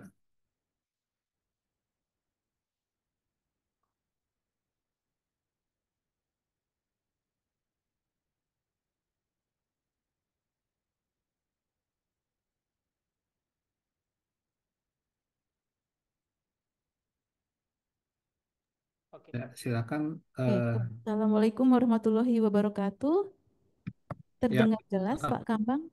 ya, jelas sekali. Makasih. Baik, Assalamualaikum Bapak Ibu, selamat siang. Bapak Ibu dari Laboratorium Regional Labkesmas, izin saya akan memberikan sharing informasi terkait alur pemeriksaan untuk ISPA. Sudah terlihat ya slide-nya? Bapak Ibu, mungkin dari dua pemaparan yang lain dikhususkan untuk HMP, saya di sini tidak akan menitik beratkan kepada spesies tertentu atau HFMP, tapi di sini akan menitik beratkan kepada ISPA, infeksi saluran pernapasan akut. Kenapa seperti itu? Kita akan coba lihat dari berbagai macam data situasi kondisi saat ini, baik di global maupun penelitian-penelitian yang pernah dilakukan. Jadi Bapak Ibu, saya mengambil data dari dua negara besar yaitu USA dan UK, di mana mereka mempunyai sistem surveillance yang cukup ideal, di mana tidak hanya melakukan surveillance menitik beratkan pada influenza, tetapi juga memeriksa dan mendeteksi penyebab patogen pernapasan lainnya seperti respiratory syncytial virus, human metapneumovirus yang saat ini sedang heboh, kemudian rhinovirus, adenovirus, dan lain-lain. Jika kita lihat data dari USA, kita bisa lihat bahwa di akhir tahun di mana kenaikan kasus yang sangat tinggi pada saluran infeksi saluran pernapasan atas didominasi oleh influenza, kemudian oleh respiratory syncytial virus dan rhinovirus, kemudian didominasi juga oleh RSV. HFMP malah menempati posisi yang paling akhir dari proporsi patogen penyebab ISPA tersebut. Kemudian di UK, yang pertama adalah mendominasi influenza, HFMP malah mendominasi tingkat keempat dari penemuan patogen dalam surveillance ISPA mereka. Kemudian bagaimana dengan penelitian-penelitian yang pernah dilakukan? Jadi di United Kingdom tahun 2016 pada komunitas pneumonia, komunitas masyarakat yang menderita pneumonia, mereka melakukan screening pengujian molekuler dari 262 spesimen. Dari sana didapatkan bahwa 3 dominan teratas patogen selain influenza pada bakteri yaitu Haemophilus influenzae, S. pneumonia, dan M. catarrhalis. Sedangkan virusnya rhinovirus, parainfluenza virus, dan coronavirus. Kemudian di Indonesia sendiri kita pernah melakukan tahun 2017 pada waktu masih Balitbangkes. Patogen yang paling banyak dideteksi selain influenza adalah human rhinovirus dan human adenovirus. Baru-baru ini di Indonesia, jadi di Bali juga dideteksi bahwa patogen dominan selain influenza adalah Herpes viridae dari family, kemudian enterovirus, serta respiratory syncytial virus. Tahun 2024, patogen yang paling banyak terdeteksi selain influenza adalah RSV, HRV, dan human parainfluenza. Nah, dari sini Bapak Ibu bisa kita cermati bahwa ISPA ini disebabkan oleh patogen pernapasan yang sangat banyak. Jadi tidak dititik beratkan pada salah satu spesies seperti yang saat ini sedang dihebohkan oleh masyarakat yaitu HMPV. Kemudian bagaimana jika ada kewaspadaan kasus terhadap HMP ini? Jadi Indonesia saat ini sudah memiliki surveillance sentinel yang cukup ideal mengenai influenza dan COVID-19. Ini surveillance integrasi dari ILI dan SARI yang kemudian ditambahkan dengan pemeriksaan SARS-CoV-2, di mana pengambilan spesimennya dilakukan di puskesmas untuk pasien rawat jalan, di rumah sakit untuk pasien rawat inap, serta di karantina kesehatan. Jika memenuhi DO ILI, kemudian spesimennya dikirimkan ke lab tier 4, sedangkan rumah sakit yang bisa memeriksa atau mempunyai kapasitas fasilitas dari mesin PCR bisa memeriksa influenza dan COVID sendiri. Kemudian jika terdeteksi influenza A atau influenza B, maka diteruskan dengan subtipe H1, H3, H5, dan H7. Untuk B diteruskan dengan lineage Yamagata dan Victoria. Nah, di sini Bapak Ibu jika kita lihat dari algoritma dari surveillance influenza COVID ini, untuk PCR COVID dan influenza jika terdeteksi negatif, maka spesimennya dikirimkan ke Biokes untuk diperiksa patogen pernapasan lainnya. Bagaimana cara pemilihannya? Untuk pemilihan DO dan kriterianya ini didiskusikan bersama dengan tim pakar dari tim SKK, PM, penyakit menular, di Ditjen P2P, Biokes, dan kemarin juga melibatkan CDC serta WHO. Jadi ini diputuskan bersama bagaimana pemilihan dari spesimen negatif influenza dan COVID yang akan kita periksa. Karena tidak semua, tapi akan dititik beratkan pada data epidemiologi maupun data klinis, di mana contohnya adalah pada saat terjadi kenaikan kasus atau data-data klinis yang memang menunjang seperti influenza berat. Untuk pemeriksaan lanjutan lainnya, kita akan lakukan kultur NGS di Biokes. Nah, Bapak Ibu, rata-rata lab regional tier 4 juga merupakan lab rujukan dari pemeriksaan Elisari, di mana lab regionalnya masing-masing akan mendapatkan spesimen dari puskesmas di wilayahnya masing-masing, serta rumah sakit di wilayahnya masing-masing yang tidak bisa memeriksa spesimen atau tidak mempunyai fasilitas open system PCR. Jadi Bapak Ibu mungkin sudah tahu informasi hal ini. Jadi jika memang ada kewaspadaan atau spesimen suspek dari HFMP dari regional Bapak Ibu masing-masing bisa diintegrasikan ke dalam Sentinel Surveillance ILI SARI dan COVID-19 di wilayahnya regionalnya masing-masing Bapak dan Ibu. Kemudian ini merupakan panel bakteri dan panel virus yang kami periksa di Biokes. Jadi ada beberapa panel bakteri, beberapa panel virus yang akan kita periksa terhadap spesimen negatif atau discarded influenza dan SARS-CoV-2. Ini adalah contoh metode real-time PCR deteksi FMP yang bisa mendeteksi berbagai patogen penyebab infeksi saluran pernapasan termasuk virus dan bakteri.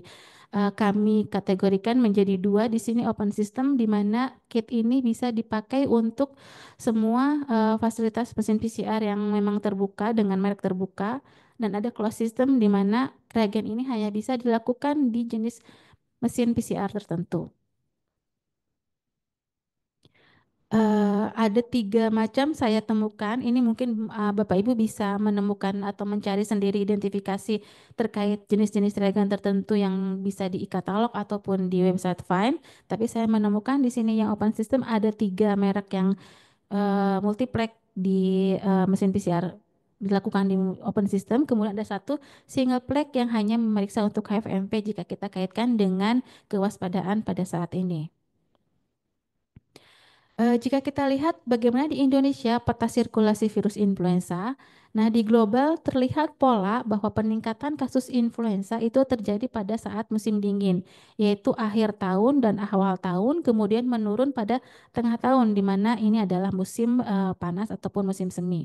Di Indonesia bagaimana? Indonesia sebagai negara tropis, tren influenza berjalan setiap tahun. Jadi tidak ada pola tertentu kenaikan di mana khusus pada musim atau musim awal atau akhir tahun, karena Indonesia merupakan negara tropis di mana hanya ada dua, yaitu musim hujan dan musim kemarau.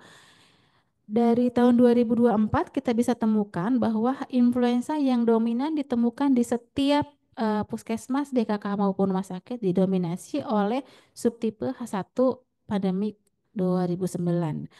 Kemudian untuk virus H3N2, subtipe H3N2 dan H1N1, jika kita lakukan analisa terhadap hasil WGS, ini tidak mengelompok dengan negara tetangga terdekat, tetapi H1N1 Indonesia terdalam clade 6B, kemudian H3N2 termasuk ke dalam clade 3C. Jadi mengelompok berdasarkan tahun tertentu, jadi tidak mengelompok berdasarkan klaster suatu negara.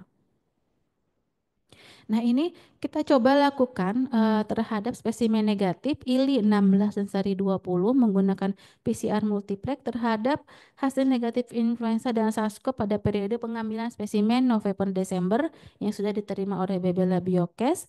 Dari spesimen ILI kita temukan bahwa virus dominan yang ditemukan adalah human rhinovirus, bakterianya adalah Streptococcus pneumoniae. Sedangkan dari spesimen SARI dominan rhinovirus sama dengan spesimen ILI, bakterianya adalah Haemophilus influenzae. Jadi dari beberapa hasil pemeriksaan didapatkan bukan hanya single infection tapi multiple infection. Jadi Bapak Ibu, kita lihat bahwa tidak ada kecenderungan informasi saat ini bahwa HFMP terjadi kenaikan kasus di beberapa negara, ternyata di Indonesia sama dengan tren di negara UK dan USA bahwa untuk virus didominasi oleh rhinovirus setelah influenza. Jadi mungkin beberapa rangkuman dari yang kami berikan bahwa untuk deteksi dari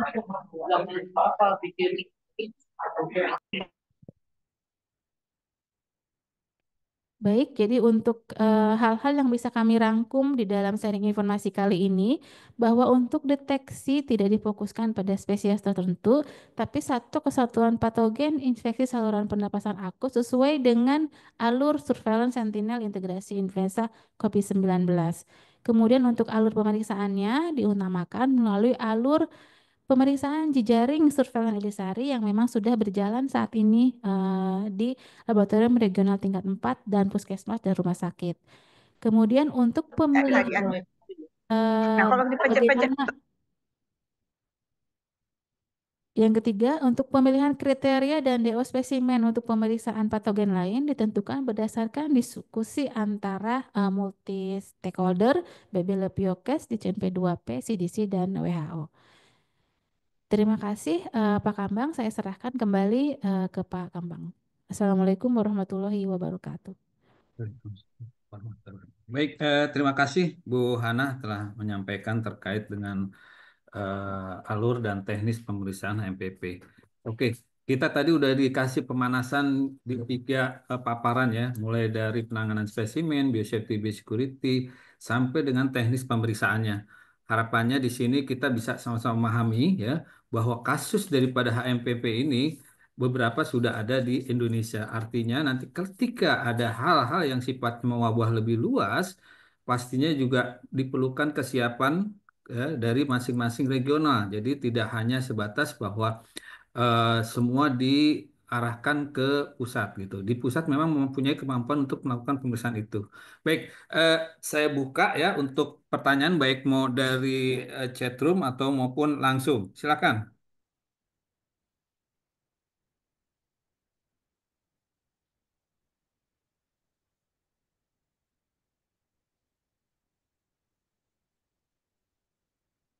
Ya, sebagai informasi aja ya sambil menunggu ya. Jadi silakan teman-teman mau hands raise juga silakan ya, untuk menanyakan ya. Tapi minimal ya teman-teman harus memahami juga bahwa di Labkesmas itu ada eh, kemampuan ya. Kita sudah menilai bahwa di setiap Labkesmas itu mulai dari Jakarta, Banjarbaru, Surabaya, Jogja, Palembang, Makassar, Medan, Batam, Palembang, Makassar, Ambon, Manado sampai Papua itu mempunyai kemampuan dari sisi pemeriksaan ya. Diharapkan nanti ketika terjadi permintaan di wilayahnya, diharapkan bisa memfasilitasi terkait dengan pemeriksaan HMPP.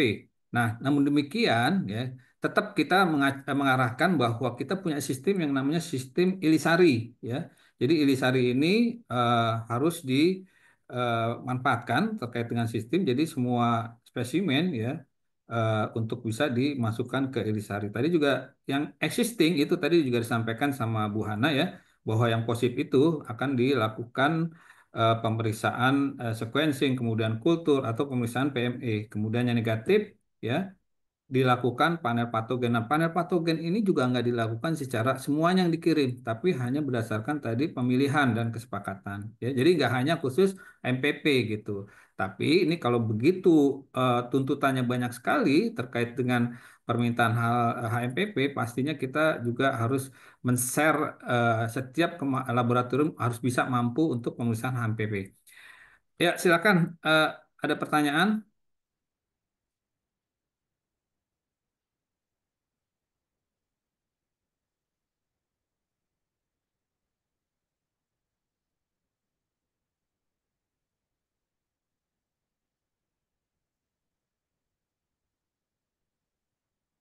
dari lab regional Surabaya atau dari Jakarta? Saya persilakan untuk diskusinya.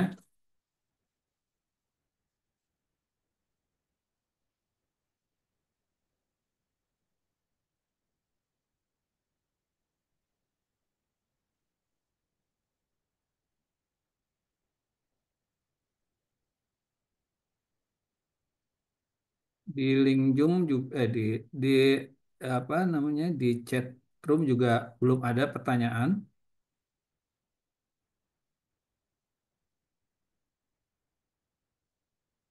Jadi harapannya nih diskusi ini bisa menjadikan suatu kesepahaman bersama ya.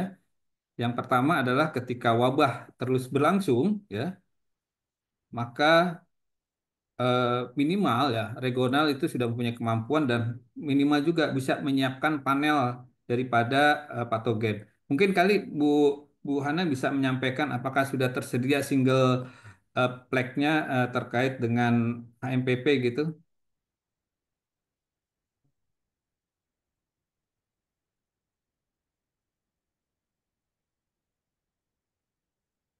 Pak Kambang? Ya, Ya, jadi untuk singleplex saya menemukan satu kit Pak di katalog ya kalau tidak salah tadi sudah ada di slide. Sedangkan singleplex yang pernah kita punya dulu dalam rangka penelitian waktu Balitbangkes. Jadi berupa primer dan prom in-house yang sudah kita optimasi, tapi mungkin sekarang juga Biokes tidak memakai primer single plek in-house tersebut karena kami langsung melakukannya berbarengan dengan panel yang lain dalam berupa kit komersial karena lebih efektif dan efisien. Begitu Pak, terima kasih. ya baik. Terima kasih. Jadi pada prinsipnya di Biokes itu eh, mempunyai panel untuk khusus patogen ya. Adapun nanti kalau seandainya mau single pack ya pada prinsipnya boleh-boleh aja ya Bu Hana ya terkait dengan itu. Ini ada pertanyaan juga nih dari Pak Joko nih dari Palembang. Mohon izin bertanya apakah nanti lab rujukan Ilisari mendapat primer untuk pemeriksaan HMPP? Silakan Bu Hana. Eh, Iya Pak Joko dari BBLKM Palembang. Jadi sesuai dengan juknis atau petunjuk pelaksanaan surveillance Elisari Lab Tier 4 hanya sebatas pemeriksaan untuk influenza dan SARS-CoV-2 di mana reagennya memang disuplai oleh eh Kemenkes ya melalui dana Global Fund yang dihibahkan ke Ditjen P2P. Nah, Reagen hibah tersebut berupa reagen pemeriksaan untuk influenza dan SARS-CoV-2. Influenzanya sudah lengkap sampai subtipe influenza A H1, H3, H5 dan H7, sedangkan B-nya sampai lineage Yamagata dan Victoria. Tetapi memang untuk pemeriksaan patogen lainnya di luar influenza dan SARS-CoV-2 tidak dilakukan di lab tier 4, tapi dilakukan di Biokes. Karena apa? Karena kami akan melakukan pemilihan berdasarkan definisi operasional dan kriteria yang akan didiskusikan dengan berbagai pihak dan pakar. Begitu Pak Kambang. Semoga Ya, menjawab Pak Joko. ya, demikian Pak Joko. Artinya juga kalau seandainya laboratorium Labkesmas dalam hal ini ingin melakukan pengujian panel patogen lainnya, dimungkinkan ya, Bu Hana ya. Jadi ketika kasus itu terus menuntut pemeriksaan, mau nggak mau teman-teman dari Labkesmas regional harus bisa mempersiapkan. Seperti itu ya, Bu Hana ya. Ya, dimungkinkan Pak jika memang lab tier 4 atau lab regional akan mengadakannya sendiri. Karena saya lihat dari identifikasi mesin PCR yang dimiliki oleh lab tier 4 bahwa semuanya memiliki mesin open system. Jadi saya rasa untuk melakukan deteksi patogen panel lain dengan multiplex yang tersedia di pasaran itu sangat memungkinkan, Pak. Ya, baik, terima kasih. Pak Joko, ada yang mau ditambahkan lagi, Pak Joko, terkait dengan pertanyaannya?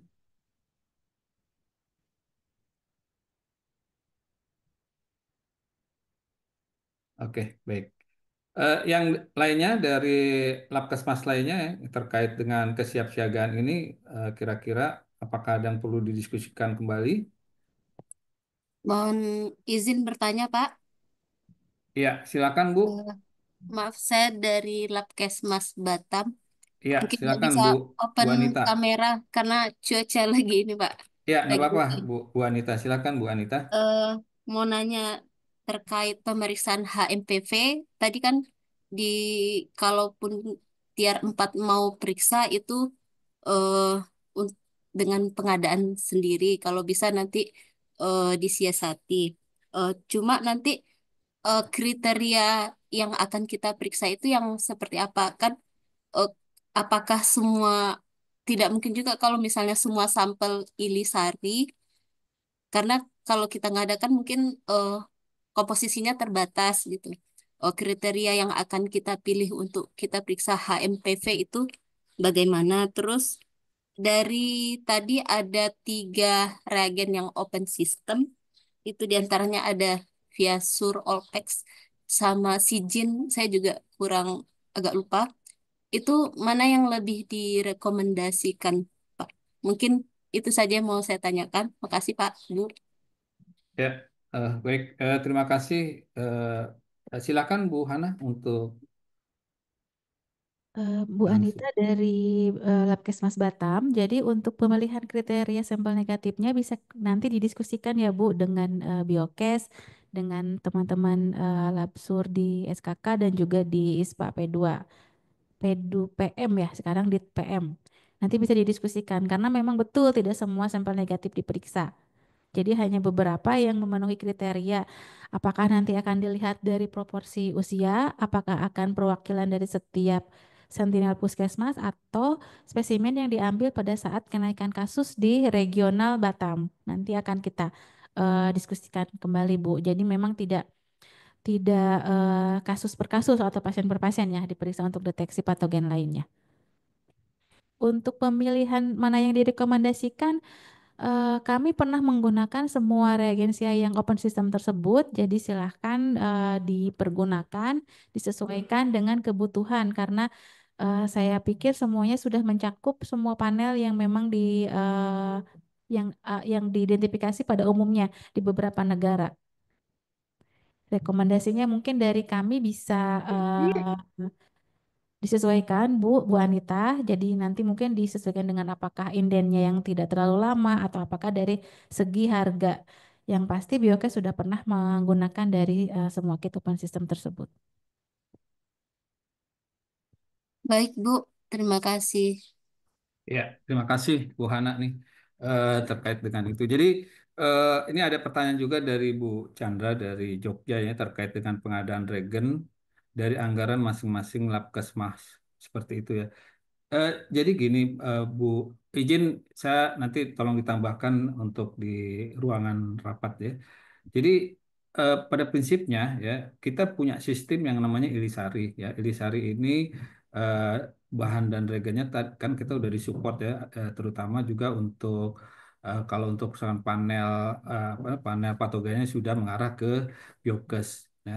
Mengantisipasi Bu Chandra terkait dengan eh, permintaan ya, kita juga nggak belum ada surat terkait informasi edaran ya yang mengharuskan gitu. Tapi minimal kita udah ada kesiapsiagaan terhadap permintaan tersebut. Karena khawatir juga Pak Menkes meminta bahwa pemeriksaan bisa dilakukan untuk mengcover wilayah-wilayahnya seperti itu ya.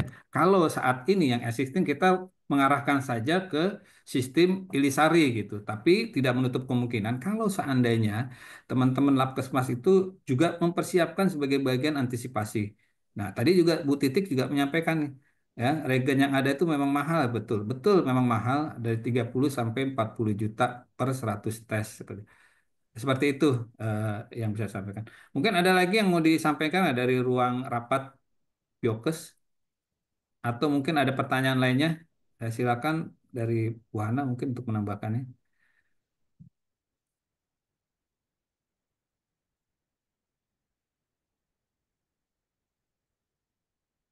Nah, mungkin kalau ada pertanyaan ya di wilayahnya masing-masing, bagaimana terkait dengan eh, Fasiankes yang non Sentinel Ilisari untuk melakukan pemeriksaan seperti apa gitu? Mungkin Bu Hana bisa menyampaikan, Bu. Izin Pak Kambang boleh diulang? Ya, eh, mengantisipasi ya pertanyaan-pertanyaan atau kemungkinan ada kasus di mana terjadi apa namanya di luar Sentinel Elisari, kemudian Fasiankes ini menginginkan pemeriksaan ISPA, salah satunya juga panel patogen yang ada HMPP-nya. Kira-kira seperti apa nih untuk alurnya nih? Pasien kes mungkin tier eh, 1 atau tier 2 gitu ya Pak. Iya, tier 1 ya. Ya, diharapkan jika memang ada informasi sebelum dikirim, bisa diintegrasikan ke dalam surveillance Elisari. Jadi tercatat dalam sistem surveillance Elisari, sehingga sampelnya bisa di screening terlebih dahulu influenza dan SARS-CoV-2-nya di lab tier 4 atau lab regional.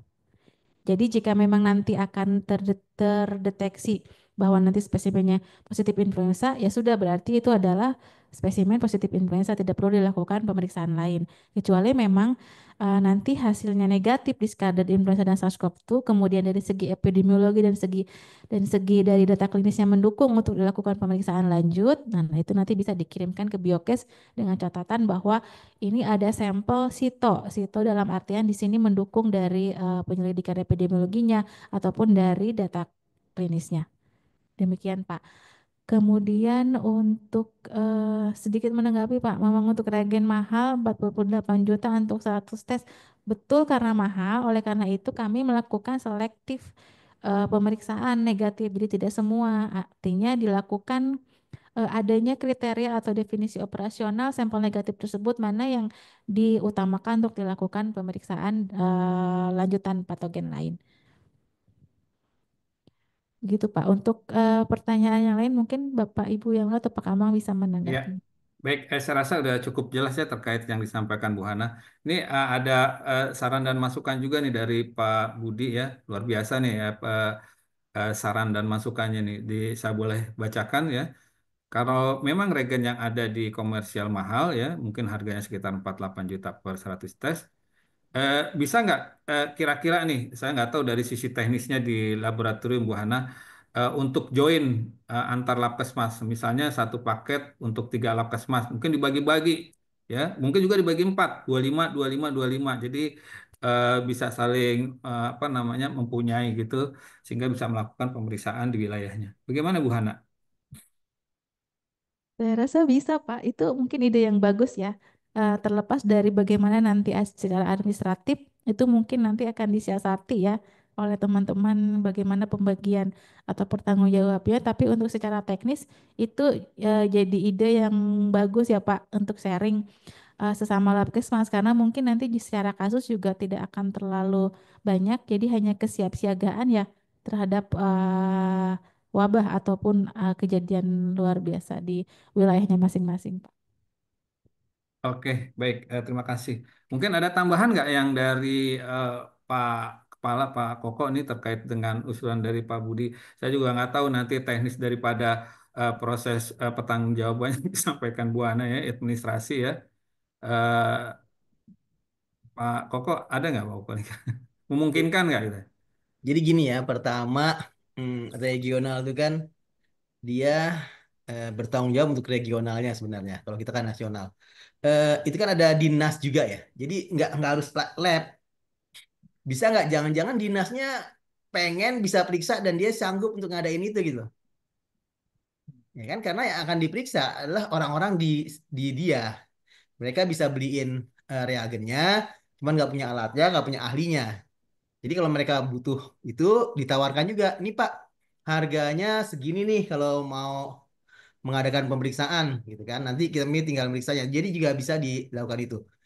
Ya, kalau yang 100 tes ini mungkin justru kalau saya pikir bisa nggak nih Labkesmas apa Takelmas yang ngadain kemudian menyebar ke seluruh regional gitu. Justru kalau ini soalnya nanti kalau dibagi-bagi ini nanti eh, apa ya? Pertanggungjawabannya bingung juga ini pertanggungjawaban pembeliannya banyak bingung ya. Beli beli yang satu beli 25 gitu kan boleh nggak tuh pertanggungjawabannya begitu setengah setengah. Kalau saya sih kan saya sudah udah ngasih tahu juga ya harganya pada waktu itu ke atas ya. Nah, mungkin nanti sudah ada pelantikan eselon 2 mungkin bisa bisa ditindaklanjuti. Nanti kita bisa bikin apa namanya hasil dari laporan pertemuan ini bahwa seluruh tier 4 sudah siap untuk melakukan pemeriksaan panel patogen yang salah satunya HMPV tapi terkendala dengan mahalnya reagen. Nah, kemudian dalam dalam itu kita rekomendasinya bisa nggak diadakan oleh Takelkesmas untuk seluruh regional karena kalau dibagi-bagi ini nggak atau bisa juga masing-masing regional berkoordinasi dengan dinas kesehatan di masing-masing wilayahnya mereka bisa nggak ngadain reagennya terus kemudian tim regionalnya mengadakan pemeriksaan. Untuk apa sih? Untuk mengatasi keresahan dari masyarakat gitu. Dan kalau yang pengen bayar sendiri itu sebenarnya dimungkinkan karena eh, rumah sakit ada juga yang sudah mempunyai pemeriksaan HMPV. Ya, tidak hanya orang lab. Kemudian lebih lebih gampang lagi mungkin yang BLU ya. Kalau BLU mereka bisa beli, kemudian mereka bisa narik bayaran. Mereka bisa ngelihat rumah sakit itu yang punya sudah adakan pemeriksaan itu berapa biayanya, mereka bisa bersaing di sana dan bisa promosi langsung. Tapi kan kalau yang bukan BLU itu agak bermasalah ya karena eh, takutnya nggak kepake, kemudian apa gitu ya. Sehingga tapi kalau kalau mau ngadain juga asal ada dukungan dari pemerintah setempat bahwa mereka siap untuk memasukkan spesimen itu menjadi apa ya? Menjadi kehebatan khusus dari suatu laboratorium regional bahwa mereka memang bisa berfungsi sebaik-baik mungkin ketika ada permasalahan atau ada gejolak di masyarakat tentang HMPV, laboratorium biologi kesehatan regional selalu siap. Itu sih. Kalau bagi-bagi bingung saya tuh nanti pertanggung jawabannya. Ya, baik. Terima kasih Pak Koko telah menyampaikan terkait Tapi dengan kalau emang bisa ngadain revisi 48 juta, kalau emang ada duit ya silakan saja masing-masing. Jadi bisa promosi, sini kirim ke kami, kami bisa HMPV gratis gitu. Atau dia bayar, bayar HMPV itu kan dengan PCR, tapi patogen ini ya panel ya. Nah, itu dilihat PNBP-nya bisa dicek berapa. Pokoknya pinter-pinter, tapi kita tetap maju di depan bahwa kita emang kalau ada kasus jangan akhirnya kita nyerah nggak bisa gitu loh. Paling tidak kita sudah tahu caranya dan bisa eh, apa, menggunakannya dan tahu harganya dan bagian pemesannya Sehingga kalau ada yang tanya, ada bos yang pengen bayarin, silahkan bayarin.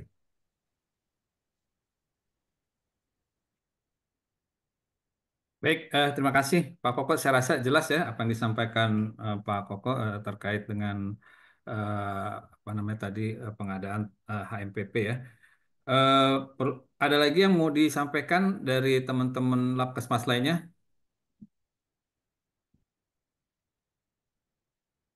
Saya juga ingin menyampaikan ini terkait dengan proses pelaporan ya bahwa perlu diketahui eh, Pusdatin telah membuat bukan link telah membuat panel untuk pemeriksaan di NAR-nya ya terkait dengan Ilisari ya. Jadi prosesnya itu nanti mulai dari Fasankes yang meminta ya sampai dengan laboratorium yang melakukan pemeriksaan, melakukan input hasil ya sampai dengan hasil itu kembali lagi ke Pasienkes pengirim. Baik, kalau tidak ada lagi yang perlu disampaikan, izin saya untuk menyampaikan rangkuman ya terkait dengan apa yang tadi kita bicarakan yang pada pokok dan prinsipnya adalah yang pertama ya kita tetap mewaspadai sebentar. Iya, ada sedikit pertanyaan dari Bu Chandra. Saat ini belum ada pedoman untuk survei HMP. Memang belum ada, Bu. Bahkan untuk surat berupa edaran aja belum ada. Yang ada ini belum keluar ya. Yang ada ini untuk Ilisari gitu ya, seperti itu. Ya, baik. Eh, Baik, saya lanjutkan kembali terkait kesimpulan ya. Yang pertama adalah pastinya kita harus benar-benar untuk kesiagaan untuk Labkesmas masing-masing ya terkait dengan wabah MPP ya. Kemudian juga jika eh, kasus ini terus berlanjut, diharapkan juga teman-teman yang ada di regional bisa memfasilitasi kebutuhan wilayahnya terkait dengan panel pemeriksaan, panel dalam hal ini panel patogennya. Dan yang kedua bahwa kita mempunyai sistem yang namanya sistem Ilisari, di mana kalau seandainya ada pemeriksaan yang terkait dengan penyakit saluran pernapasan, maka bisa diarahkan ke sistem Ilisari gitu ya. Tadi juga kita Ilisari ya, yang existing itu yang positif ya dirujuk ke dikirim spesimennya ke biokes ya kemudian yang negatif untuk dilakukan panel patogen yang sifatnya juga selektif ya jadi nggak semuanya gitu ya. Nah, kemudian mohon kiranya kesiapsiagaan ini juga bisa disampaikan ke pimpinannya masing-masing ya terkait ketersediaan yang harus disiapkan untuk panel pemeriksaan. Saya rasa itu aja mungkin kesimpulan yang bisa saya sampaikan terkait dengan pertemuan ini. Saya harap pertemuan ini walaupun sebentar tapi efektif kualitas koordinasinya bisa berjalan seperti itu. Baik, mungkin dari saya itu aja. Ada tambahan lagi untuk apa namanya kegiatan ini dari Pak Koko. Mungkin ada tambahan lagi, Pak? Tambahannya pokoknya kita terus eh, mengupdate ya. Kami dari Biokes setiap ada permasalahan kami akan coba untuk selalu koordinasi, kita akan selalu mengundang dan kita selalu bisa update setiap pemeriksaannya. Jadi jangan sampai nanti di tiap masing regional ditanya oleh Kadinkesnya gimana, kita sudah bisa menerangkan konsepnya, kemudian cara pemeriksaannya, kemudian permasalahannya. Tapi untuk pengadaan silakan masing-masing berproses. Kalau ingin mengadakan silakan mengadakan. Kalau belum bisa mengadakan ya silakan juga bisa berkoordinasi dengan dinas masing-masing. Kalau mereka punya kelebihan, bisa digunakan untuk hal ini. Intinya kita jangan sampai ketinggalan eh, data, ketinggalan update tentang pengetahuan yang sedang terjadi di dunia luar, serta di Indonesia. Jangan sampai orang-orang lab tidak tahu jika ditanyakan oleh pemerintah daerahnya masing-masing. Saya pikir itu aja. Makasih Pak Kambang Ya, atas baik. ikonnya. Ya, terima kasih Pak Koko ya telah menambahkan saran dan masukannya. Kami berharap semua arahan dan masukan ini dan hasil diskusi ini menjadi tindak lanjut ya yang mungkin nanti bisa disampaikan ke pimpinan dan harapan kami bisa diimplementasikan ya, untuk mendukung kesiapsiagaan kita dalam menghadapi daripada wabah MPP. Baik, kita eh, untuk menutup acara kita sama-sama berfoto dulu ya untuk membuka open cam-nya ya untuk bisa memfoto. Silakan tim panitia untuk melakukan mengatur daripada proses dokumentasi. Pak Bangkit, silakan Pak Bangkit.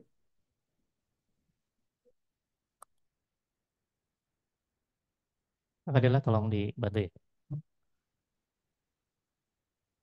Tadi link materinya juga ada ya, untuk bisa teman-teman bisa download ya. Ya. 1, 2.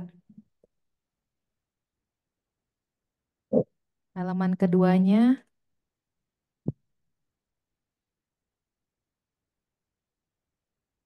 1, 2.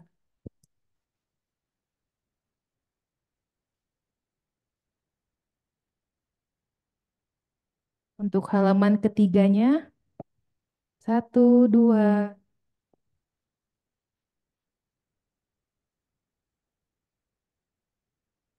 Untuk halaman keempatnya. 1, 2.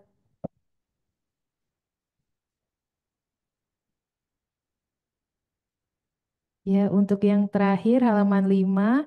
1, 2. Ya, sudah semua. Terima Baik. kasih ya semuanya. Baik, terima kasih semuanya. Akhir kata, saya selaku MC, selaku moderator, ya mohon maaf jika terdapat kekurangan selama pelaksanaan acara ini. Semoga upaya yang kita lakukan ini mendapatkan ridho dari Allah Subhanahu Wa Taala, ya, memberikan manfaat bagi kesehatan masyarakat Indonesia. Pastinya, terima kasih juga atas perhatian dan kerjasama tim instalasi, ya, Katimker, ya, sehingga kita bisa melakukan kegiatan Zoom ini. Dengan mengucapkan hamdalah bersama, mari kita tutup acara ini dengan wassalamualaikum warahmatullahi wabarakatuh.